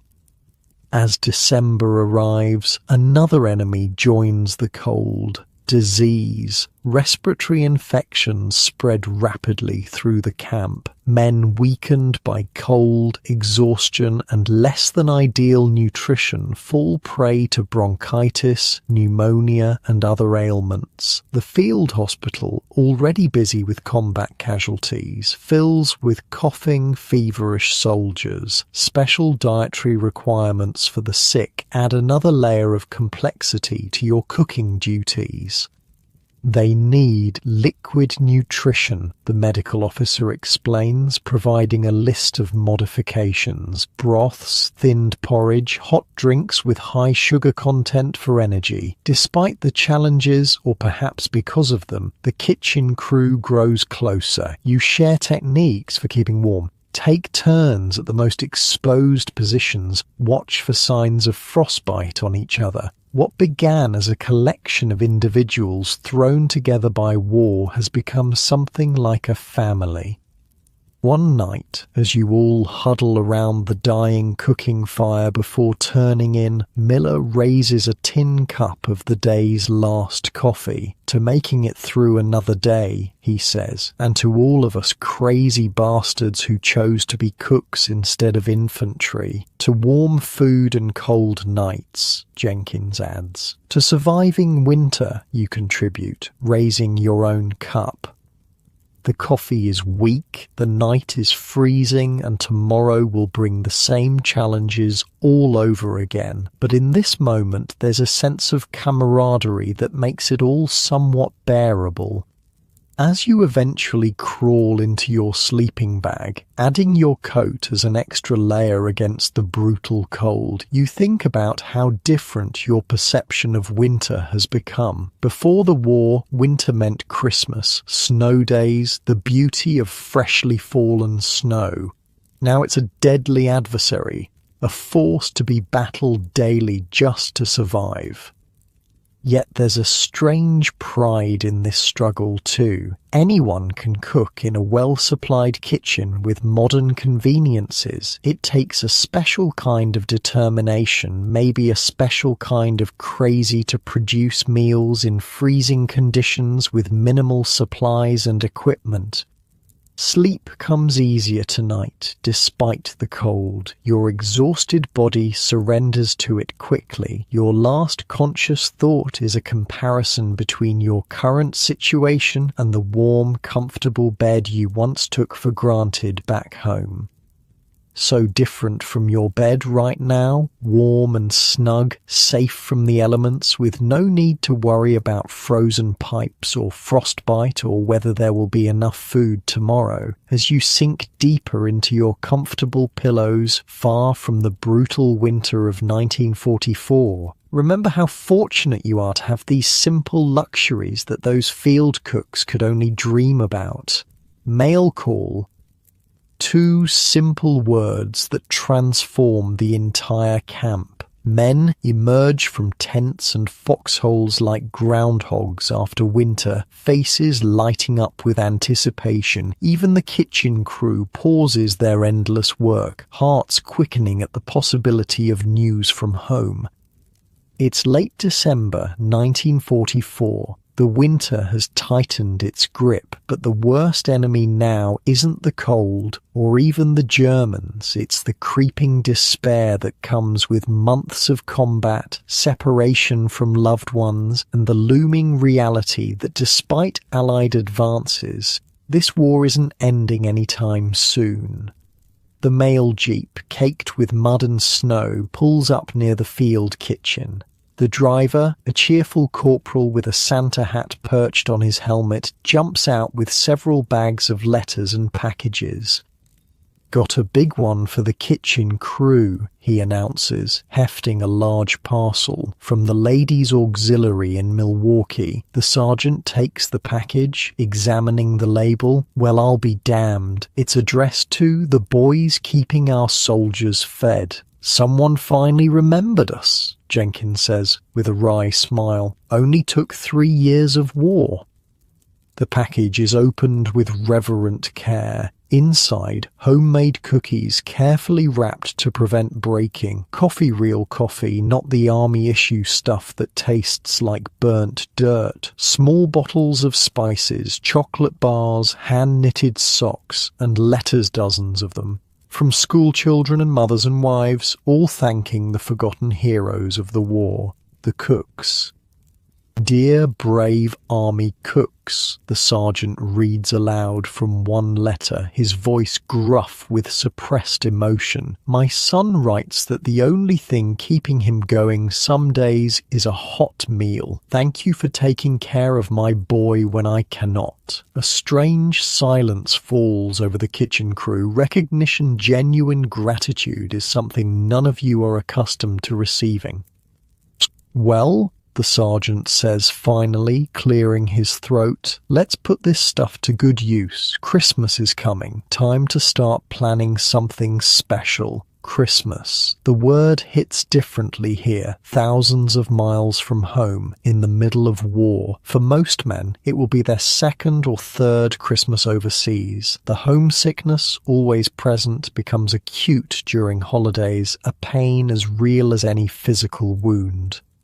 "What can we possibly do that's special?" Miller asks. "We barely have enough for regular meals." The sergeant looks at the care package, then at the food store's meagre, but recently supplemented by another foraging expedition to abandoned farms. "We get creative," he says, "just like always.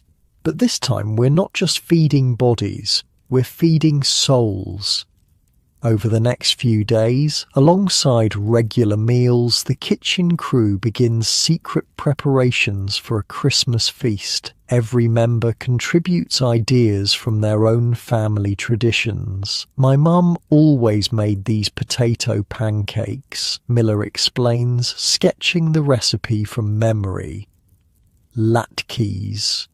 Jewish tradition. But everyone loved them. "We had ham," Jenkins offers, "glazed with brown sugar and pineapple, though I don't suppose we'll find a ham out here." "My family did tamales," Parker says, "corn husks filled with mesa and meat, steamed. My grandmother would start making them days before Christmas. You share your own tradition. Apple pie. My mother would use dried apples when fresh weren't available." The sergeant listens to all these ideas, nodding thoughtfully. "We'll take elements from each, create something new, something that represents all of us."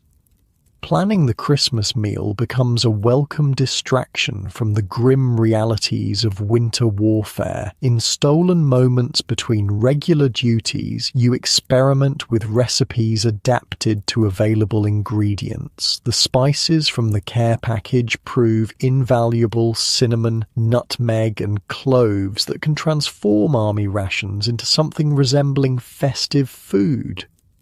The sergeant arranges a special supply drop, calling in favours from contacts at division headquarters. It arrives 3 days before Christmas. A small amount of ham, real butter, canned yams, even some dried fruit. "Don't ask how I got it," he tells the awestruck kitchen crew.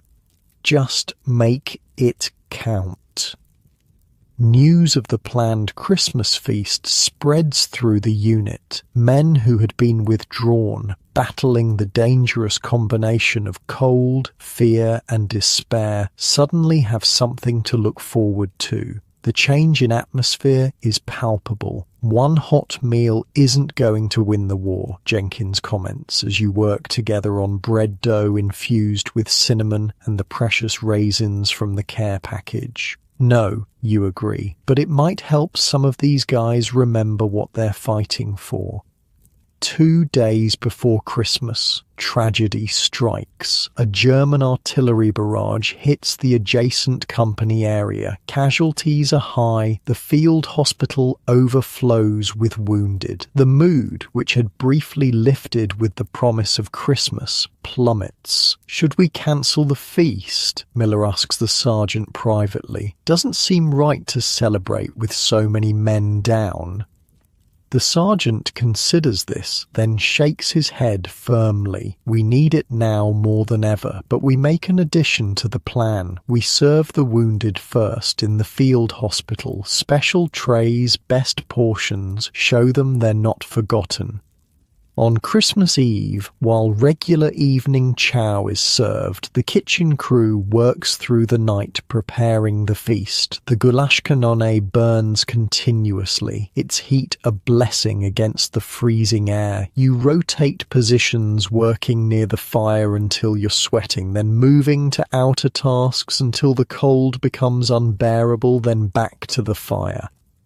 The ham is carefully portioned to ensure every man gets at least a small taste. The canned yams are mashed with butter and the last of the sugar, then topped with crumbled cookies from the care package to simulate the candied sweet potatoes of home. Miller's potato pancakes take shape. Though without enough oil to properly fry them, they're more like seasoned potato patties. Still, the familiar scent brings a smile to his face. For dessert, you create a bread pudding using the cinnamon raisin bread, powdered milk, saved egg powder, and melted chocolate from the care package. It's not apple pie, but the warm, sweet aroma evokes the same feeling of home and comfort. By dawn on Christmas morning, exhausted but satisfied, the kitchen crew has performed something like a miracle, a holiday feast created from military rations and scavenged supplies in the middle of a war zone. "Get 2 hours sleep," the sergeant orders. "Then we start serving. Hospital first, then the lines." Those 2 hours of sleep are dreamless and deep despite the uncomfortable conditions. When you wake, it's to the sound of Christmas carols being sung somewhere in the camp-off key but heartfelt. The meal service begins at the field hospital. You and Jenkins carefully transport special trays to the wounded, each containing small portions of everything: ham, sweet potatoes, potato pancakes, bread, and dessert. It's not much by civilian standards, but in this context, it's a banquet. "Merry Christmas, fellas," Jenkins says as you enter the hospital tent. "Special delivery." The wounded men, some bandaged, some on plasma drips, some barely conscious, react with disbelief that gradually transforms into profound gratitude. "Is that ham?" asks a soldier with his arm in a cast, his eyes widening. "Yes, sir, genuine American ham," you confirm, placing a tray on his lap. "Along with all the trimmings." A medic approaches, concern on his tired face. Some of these men are on restricted diets, liquid only for those with abdominal wounds. "Got that covered," you say, producing several containers of specially prepared broth, the ham cooking liquid, enhanced with pureed vegetables and strained to a smooth consistency. All the flavour, none of the solids. The medic's expression softens. "You guys thought of everything. Moving from bed to bed, you serve each wounded soldier. Some are too injured to respond beyond a nod or faint smile. Others express their thanks verbally, sometimes with colourful language that makes you grin. Holy shit, real food," one private with a bandaged leg exclaims. "I thought I was hallucinating from the morphine." What strikes you most is how many of them ask about their buddies, concerned that men still in the line get their share before the hospital patients. That selflessness, that brotherhood, is something civilians back home might never fully understand. One soldier, older than most, catches your arm as you place a tray beside him. "My first Christmas away from home was in the last war," he says, his voice weak but determined. "Nobody did anything special, just another day of beans and hardtack in a trench. This," he gestures at the meal, "this matters more than you know." By the time you finish at the hospital, the main serving line is set up back at the field kitchen. Word has spread and men arrive early, forming a line that stretches through the camp despite the bitter cold. The sergeant has arranged for each man to receive his feast in stages, moving through a line with different stations for each component of the meal. This creates a sense of abundance, the illusion of choice and plenty in a situation defined by scarcity and necessity. You man the dessert station, serving your bread pudding with a drizzle of the last precious maple syrup found in the care package. The expressions on the men's faces as they receive this unexpected treat are worth every hour of sleep lost in its preparation. "Tastes like my mum's," one young private says, closing his eyes as he takes a bite. "How'd you do that?" "Magic," you reply with a wink. "And cinnamon. Lots of cinnamon." As the day progresses, the mood in the camp transforms. Men linger after eating, talking and laughing instead of hurrying back to their positions. Some share treats from their own care packages from home. A few produce instruments, a harmonica, a small accordion, a makeshift drum, and music joins the celebration. The German artillery, as if honouring some unspoken Christmas truce, remains silent for the day. The skies clear and weak winter sunlight breaks through, glittering on the snow nature's own Christmas decoration. By evening, when the last man has been served and the kitchen crew finally sits down to their own meal, there's a sense of achievement that transcends the usual satisfaction of a duty completed. "To the best damn kitchen crew in the European theatre," the sergeant toasts, raising a cup of the good coffee from the care package. "You performed a miracle today." "Wasn't a miracle," Jenkins corrects him. "Just good cooking under impossible conditions. Our specialty." You eat slowly, savouring flavours that have become rare luxuries: salt, fat, sweetness. The conversation flows easily, the shared accomplishment creating a warmth that has nothing to do with the nearby fire. "Think they'll remember this?" Parker asks during a lull in the talk. The men I mean. When they go home after the war, think they'll remember one Christmas meal in the middle of nowhere? Jenkins considers this. They might not remember what they ate, but they'll remember how it made them feel. Like someone gave a damn, like they weren't just anonymous bodies being fed enough to keep fighting. He shrugs. That's what matters. The next day, the war resumes its normal rhythm. Artillery fire in the distance, patrols going out, sometimes not all returning, the cold continuing its assault on body and spirit. But something has changed, a subtle shift in the unit's collective mood. Men stand a little straighter, smiles come a little easier. The invisible weight of despair has lightened, if only slightly. As January progresses, you notice another change. Men bringing small tokens of appreciation to the kitchen crew, a captured German chocolate bar, extra cigarettes from a care package, a bottle of French wine liberated from an abandoned cellar, small gestures that speak volumes about how perceptions have shifted.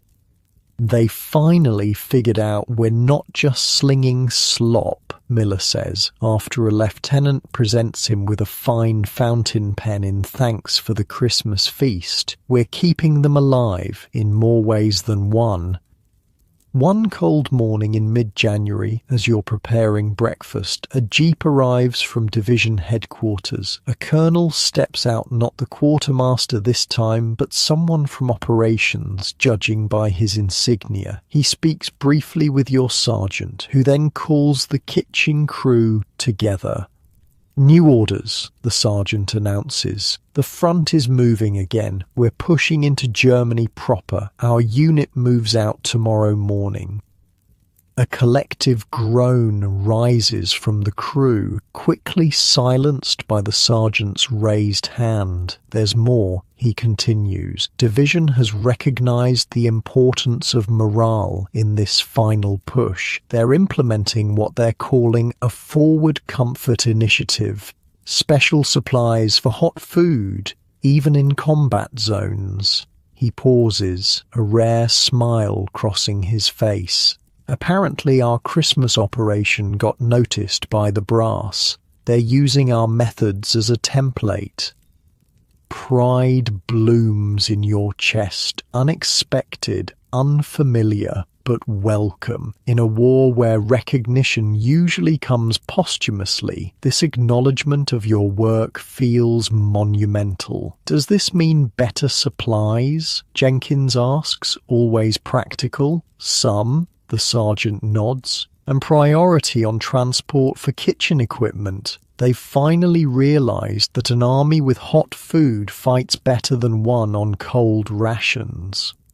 That night, as you pack up for the move, Miller sits beside you, both of you taking a rare break to smoke a cigarette in the shelter of a supply tent. You know what's crazy, he says, watching the smoke curl in the cold air. When this all started, I thought being a cook was the worst job in the army. All the work, none of the glory. He takes another drag. Now I wouldn't trade it for anything. We're making a difference, not by killing, but by keeping people alive, body and soul.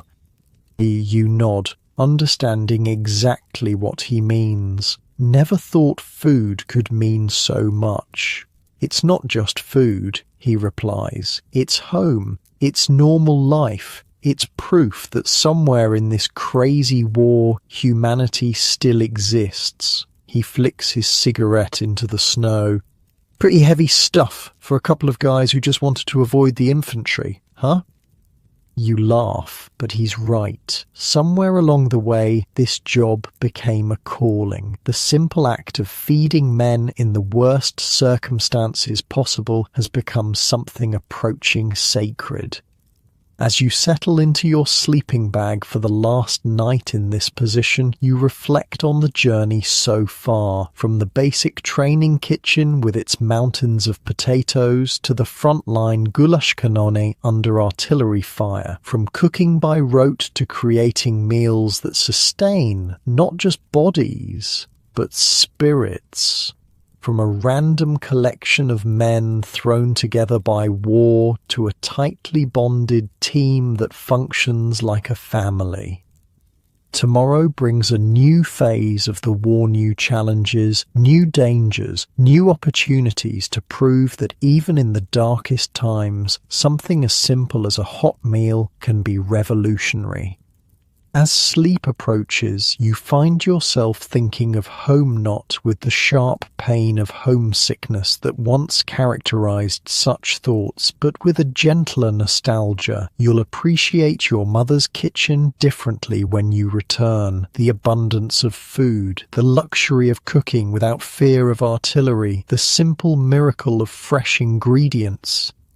If you return. Because despite the improved morale, despite the recognition from headquarters, despite everything, this is still war. And war takes without asking, without discrimination, without mercy. The Rhine River stretches before you, wide and grey, in the early morning light. On the far bank lies Germany proper, the heartland of the Third Reich. The air tastes different somehow, charged with the knowledge that you're witnessing history. Hell of a view, Jenkins says, coming to stand beside you. Never thought I'd see it. It's March 1945. After months of brutal fighting through winter, the Allied forces have reached this crucial barrier. Engineers work frantically to construct pontoon bridges across the river, replacing those destroyed by retreating German forces. Your field kitchen is set up half a mile back, feeding the endless stream of men and equipment moving toward the crossing point. The pace is frantic. The generals want to maintain momentum to cross before the Germans can reorganize their defense. We're crossing tomorrow, the sergeant announces during dinner preparation. Our unit will be in the third wave. We need to break down the kitchen tonight, ready to move at 0400. We crossing with the troops? Miller asks, the concern evident in his voice. The Rhine crossing is expected to meet heavy resistance. No, we'll wait until the bridgehead is secured, then bring the kitchen across. Should be late tomorrow, assuming everything goes according to plan. Everyone knows that in war nothing ever goes according to plan. That night, as you dismantle the field kitchen, an artillery barrage opens up, the Germans targeting the assembly areas near the river. The sky lights up with explosions, the ground trembling beneath your feet. Keep working, the sergeant orders. We need to be ready to move no matter what. By midnight, everything is packed and loaded onto trucks. The kitchen crew gathers in a small tent, unable to sleep through the continuing bombardment. The conversation turns, as it often does before major operations, to home. First thing I'm gonna do when I get back, Miller says, lighting a cigarette, is ask my mother to cook me a steak. A real one, thick as my thumb, with fried potatoes and gravy. Beer, Jenkins contributes. A cold beer that wasn't brewed in someone's helmet. Hot bath, Parker adds. Gonna soak until my skin wrinkles up like a raisin. What about you? Miller asks, turning to you. You consider the question. After all you've experienced, the simple pleasures of home seem almost unimaginable. Sleep, you finally answer, in a real bed with clean sheets for about a week straight. They laugh, but it's a laugh of understanding. Sleep, real, safe, comfortable sleep has become the most precious commodity in your world. At 0400, the sergeant rouses everyone. "Change of plans," he announces. "The crossing has been delayed. German resistance is heavier than expected." Through the morning, you watch as more artillery is brought up, as bombers fly overhead toward German positions, as the methodical machinery of war adjusts to the unexpected obstacle. Your kitchen remains packed, ready to move, which means you're limited to cold rations and hastily boiled coffee for the waiting troops. "They need hot food," the sergeant says, watching the men huddled in foxholes and behind vehicles, some having been in position for over 24 hours now. "We can't set up the full kitchen, but we need to do something. What about the emergency setup, you suggest? The one from the manual?" The emergency field kitchen setup is designed for exactly this situation, a stripped-down version using minimal equipment that can be quickly assembled and disassembled. You've practiced it during training but never implemented it in the field. The sergeant considers this, then nods. "Do it. Use the small truck as a windbreak. Keep everything low profile."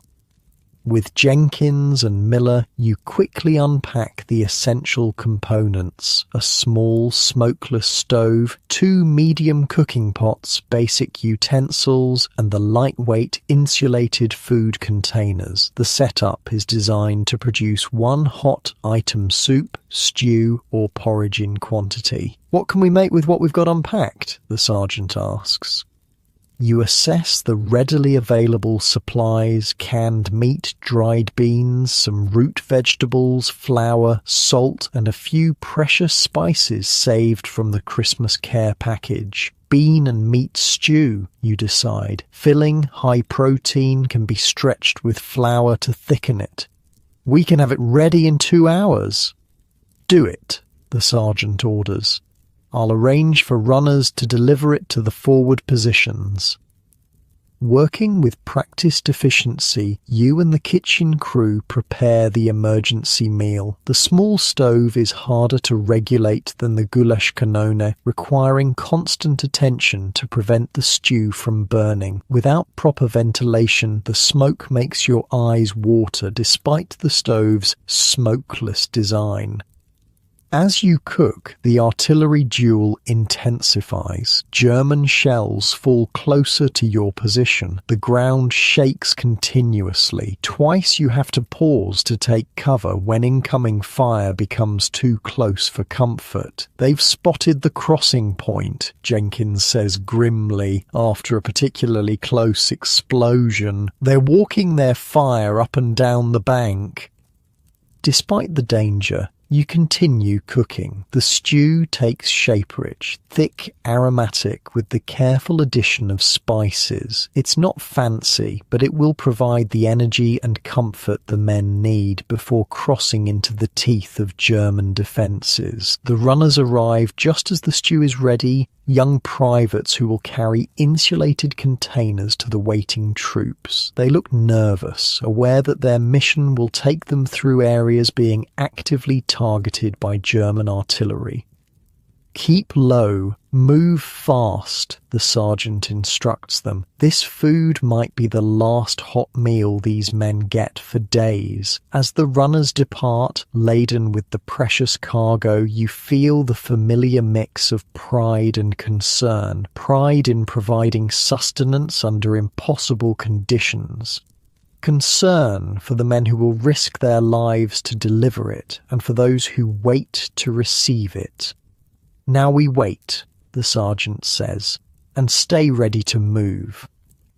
The waiting is perhaps the hardest part. Hours pass as reports filter back, the bridgehead established but under heavy counterattack, casualties mounting, the situation fluid. Your unit remains in reserve, ready to cross once the area is secured. Night falls, bringing no respite from the artillery or the tension. Sleep comes in brief snatches, interrupted by explosions or urgent updates. The kitchen remains packed, limiting you to providing only the most basic sustenance. dawn breaks on the second day of the crossing operation, the sergeant gathers the kitchen crew with news. "We're crossing today," he announces. "The engineers have a bridge that's holding. Our unit moves in 2 hours." The crossing itself is a nightmare etched into your memory forever. The pontoon bridge sways under the weight of vehicles. German artillery continues to target the area, shells splashing into the water perilously close to the structure. Luftwaffe planes appear suddenly, strafing the exposed crossing before Allied fighters drive them off.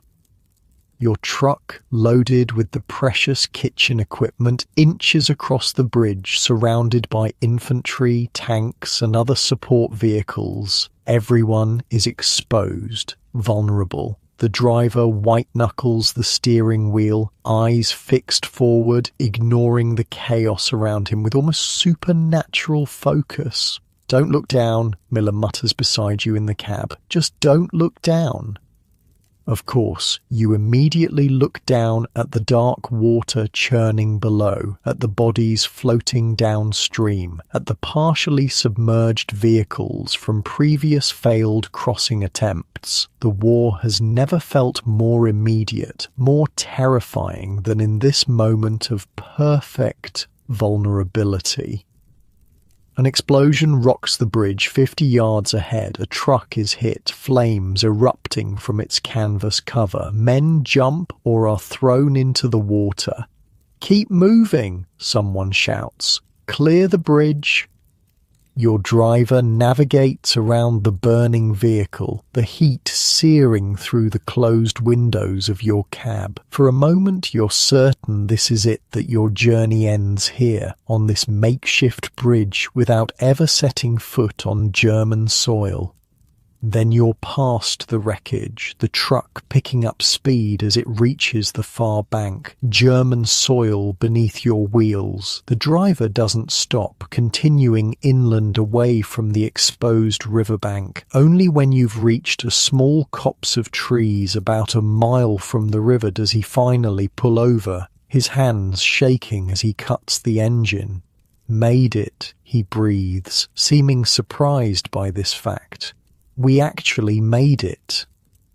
The rest of the kitchen crew arrives in stages, the sergeant in a jeep, Jenkins and Parker in another truck, the remaining equipment in a third. By some miracle, everything and everyone has made it across intact. "Set up here," the sergeant orders once everyone has arrived.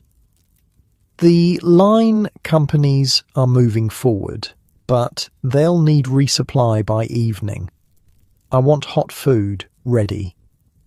The routine of setting up the field kitchen provides a welcome distraction from the lingering terror of the crossing. The familiar tasks ground you in the present unloading equipment, assembling the goulash cannone, organizing supplies, starting fires. By mid-afternoon, the kitchen is operational, a small miracle of logistics and determination. The menu is simple but substantial: beef stew with root vegetables, bread baked in the goulash cannone's oven, and coffee. After days of cold rations, it will taste like a feast to the men on the line. As evening approaches, the sounds of combat grow more distant, a good sign that the advance is proceeding. The first groups of men begin to rotate back for food, their faces grimy with dirt and smoke, their eyes holding the vacant look that comes from too much combat in too short a time. "How's it going up there?" you ask a sergeant from one of the line companies as you serve him. "We're pushing them back," he replies, his voice hoarse from shouting orders. "But they're making us pay for every inch. Snipers, booby traps, the works." He looks down at the steaming food in his mess kit. "This is the first time I've stopped moving since we crossed. Thanks." Word spreads quickly that the kitchen is up and running. Men arrive in increasing numbers, some walking miles from forward positions just for a hot meal. The gratitude is palpable, expressed in nods, in quiet thanks, in the careful way they clean their mess kits to avoid wasting a single morsel. That night, as the kitchen crew finally sits down to their own meal, the sergeant shares the latest news. "We've advanced 12 miles since crossing," he says. "Resistance is stiffening, but the momentum is with us. Command says we're seeing the beginning of the end." "They've been saying that since D-Day," Jenkins remarks dryly. "This time it might be true," the sergeant replies. "The Germans are running out of men, equipment, everything. Intelligence says they're drafting old men and boys now." The thought of the war potentially ending of going home feels almost as unreal as the thought of being here once did. You've been a soldier, a cook, for so long that civilian life seems like a distant dream. "What happens to us?" Parker asks. "After, I mean, if it really ends soon." The sergeant shrugs. "Occupation duty, probably. Someone's going to have to feed the occupation forces."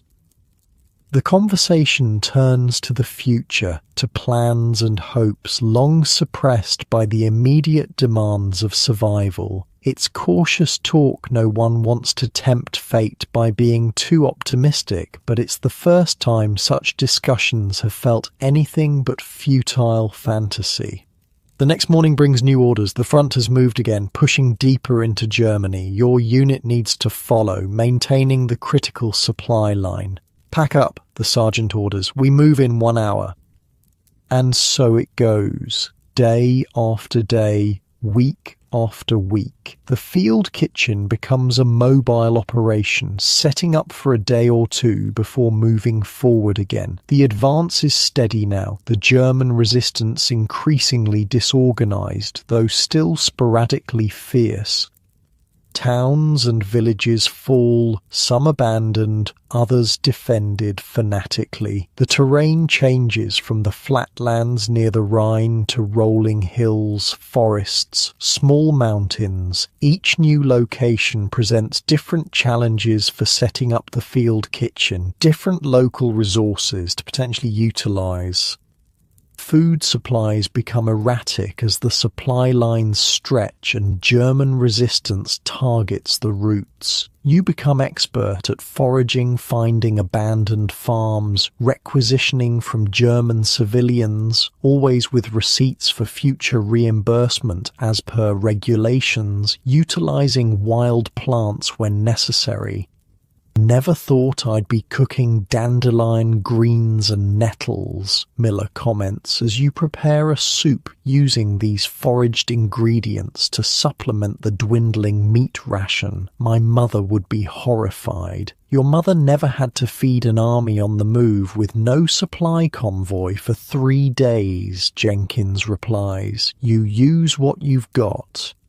What you've got becomes increasingly creative. German potato sellers yield their treasures. Abandoned chickens provide eggs and occasionally meat. Wild mushrooms carefully identified using a manual Jenkins Carisad flavor to otherwise bland dishes. Even German military rations captured in quantity during the advance are repurposed and improved upon.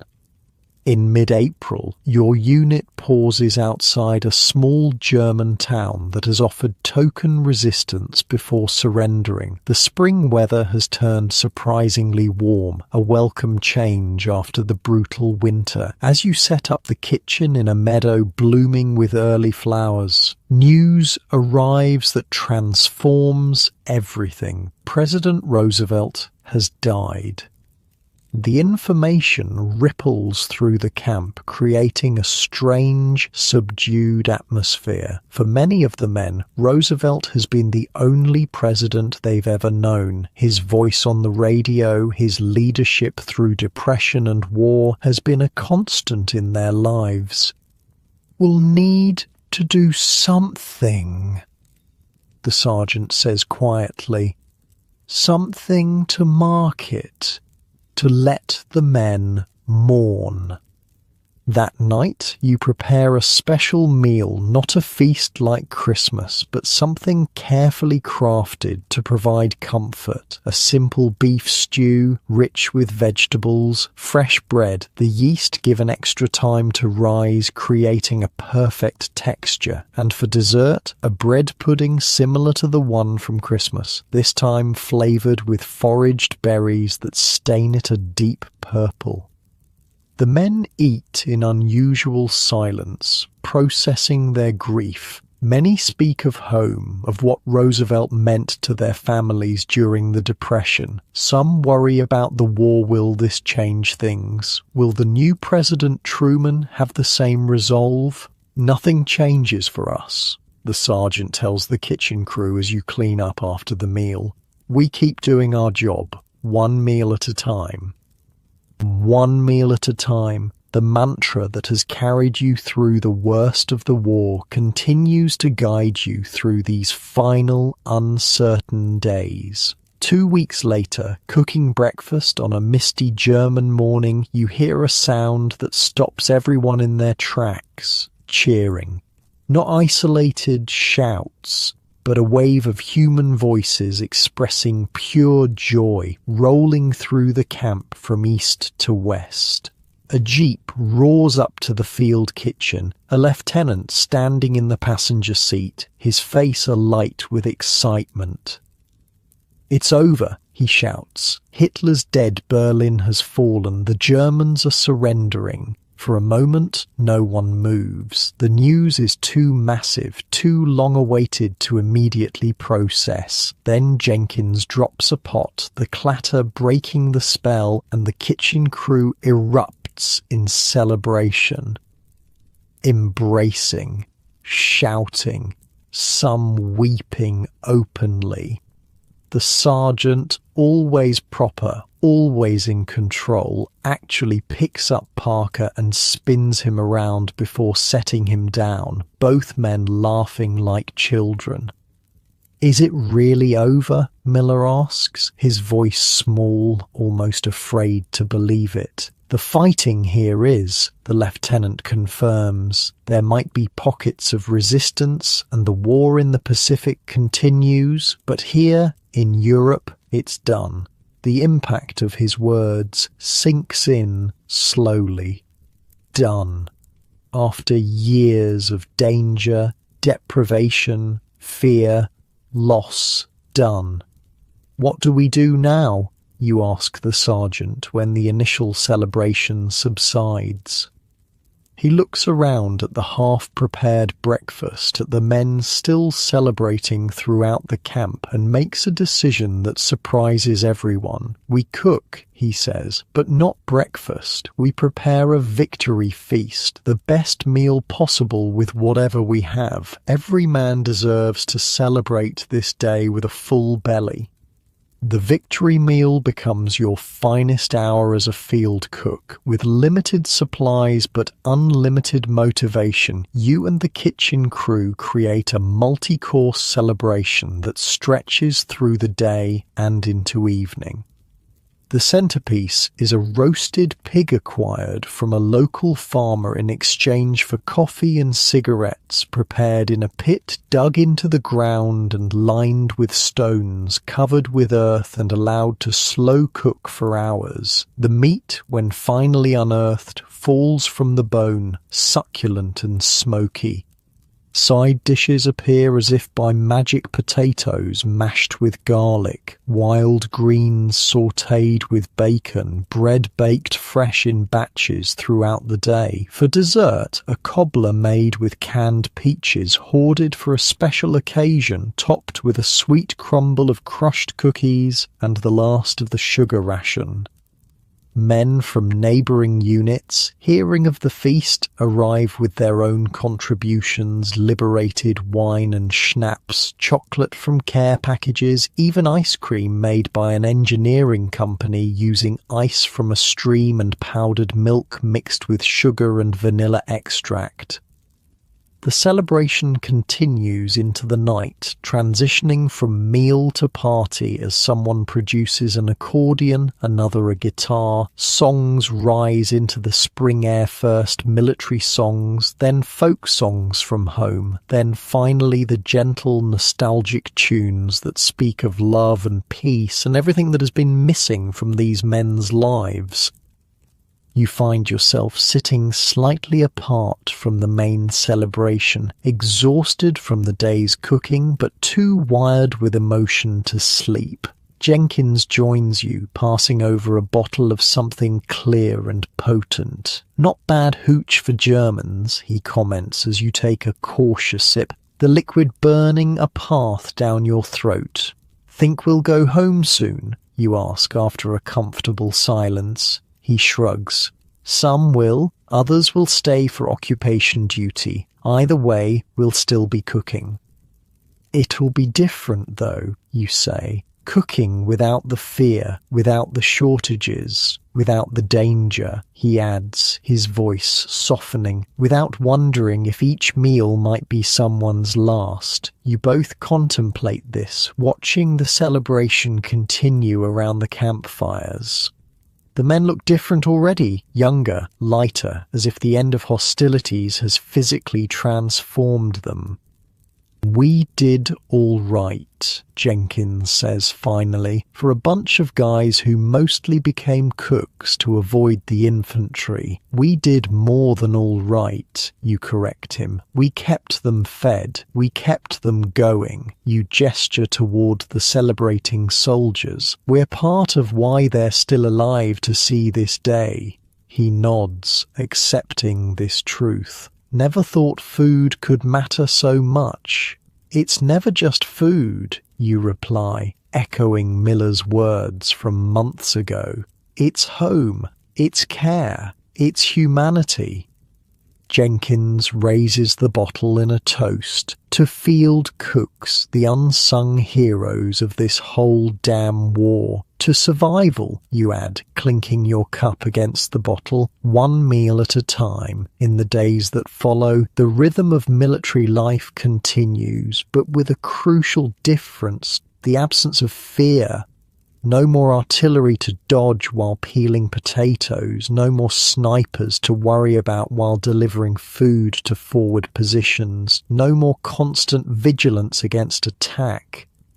Orders eventually come. Some units will indeed remain as occupation forces. Others, including yours, will be rotated back to the States, possibly for redeployment to the Pacific, though rumors suggest the Japanese war might also be approaching its end. On your final day, with the field kitchen, the sergeant gathers the crew for an unusual ceremony. From a small box, he produces a set of medals. "These," he explains, "are bronze stars. Not the usual decoration for cooks, I know, but I submitted recommendations with supporting statements from infantry commanders about the impact of our operation on morale and fighting effectiveness. Headquarters approved." One by one, he pins the medals on each member of the kitchen crew. When he reaches you, he actually smiles, a rare, genuine expression that transforms his usually stern face. "For maintaining food service under direct enemy fire," he reads from the citation, "for innovative solutions to critical supply shortages, for extraordinary contribution to unit morale and combat effectiveness, above and beyond the expected duties of a field cook." The weight of the medal on your chest feels strange, unexpected. Cooks don't usually get recognition, let alone decorations. The moment crystallizes everything you've experienced, all the danger, hardship, and unexpected pride of your war service. Later, as you pack your personal gear for the journey home, Miller sits on his cot across from yours, also packing. "What will you do?" he asks. "After, when we're really done with all this?" You consider the question. Before the war, Cooking was just a job, something you did for money. Now it's different. Now you understand food as something powerful, essential, almost sacred in its ability to sustain both body and spirit. Open a restaurant, maybe, you answer, surprising yourself with the certainty of it. Something simple, good food made with care, nothing fancy. I'd eat there, Miller grins, as long as you don't serve powdered eggs or K rations. Deal, you laugh. No K rations, ever again. The journey home is Longby truck to the coast, by ship across the Atlantic, by train across America. Throughout you continue your duties as a cook, though the circumstances grow increasingly luxurious compared to the frontline conditions you've become accustomed to. On the ship, with a proper galley and abundant supplies, you actually find yourself missing the challenges of field cooking, the creativity required to make palatable meals from limited ingredients, the satisfaction of feeding hungry men who truly appreciate every bite, the bond formed with your crew through shared hardship. When you finally arrive home, stepping off the train in your uniform with campaign ribbons and the unexpected bronze star, your family is waiting. The embraces, the tears, the barrage of questions. It's overwhelming after so long in the structured environment of military life. That night, sitting at your mother's table for a homecoming meal, you find yourself oddly critical of the food, not because it isn't delicious, but because you now see it through different eyes. You notice the abundance, the casual waste, the easy assumption that there will always be more. You appreciate textures and flavors with a heightened awareness born from months of deprivation. What are you thinking about? Your mother asks, noticing your distraction. How can you explain? How can you describe what it means to cook in a war zone? To measure your success not in compliments but in calories delivered, in men sustained through one more day of combat, to create meals from next to nothing while shells explode around you? Just glad to be home, you say instead, reaching for her hand. And grateful for this food. She seems to understand there's more behind your words, but doesn't press. There will be time, perhaps, to share those stories, or perhaps some experiences can never be fully conveyed to those who weren't there. That night, lying in your childhood bed, the softness of the mattress feels almost wrong after so many months of cots, bedrolls, and frozen ground. The silence, no distant artillery, no engines, no men calling out in their sleep is both blessed and eerie. As you drift towards sleep, images from your time as a field cook float through your mind. The massive pot of potatoes on your first day, the sniper fire interrupting breakfast preparation, the frozen pipes in the German winter, the Christmas feast created from nearly nothing, the dangerous crossing of the Rhine, the victory celebration after the surrender. The memories aren't organized by battles or campaigns as they might be for combat soldiers, but by meals, by the triumphant sustenance provided against all odds, by the small victories of keeping men fed so they could win the larger war, one meal at a time.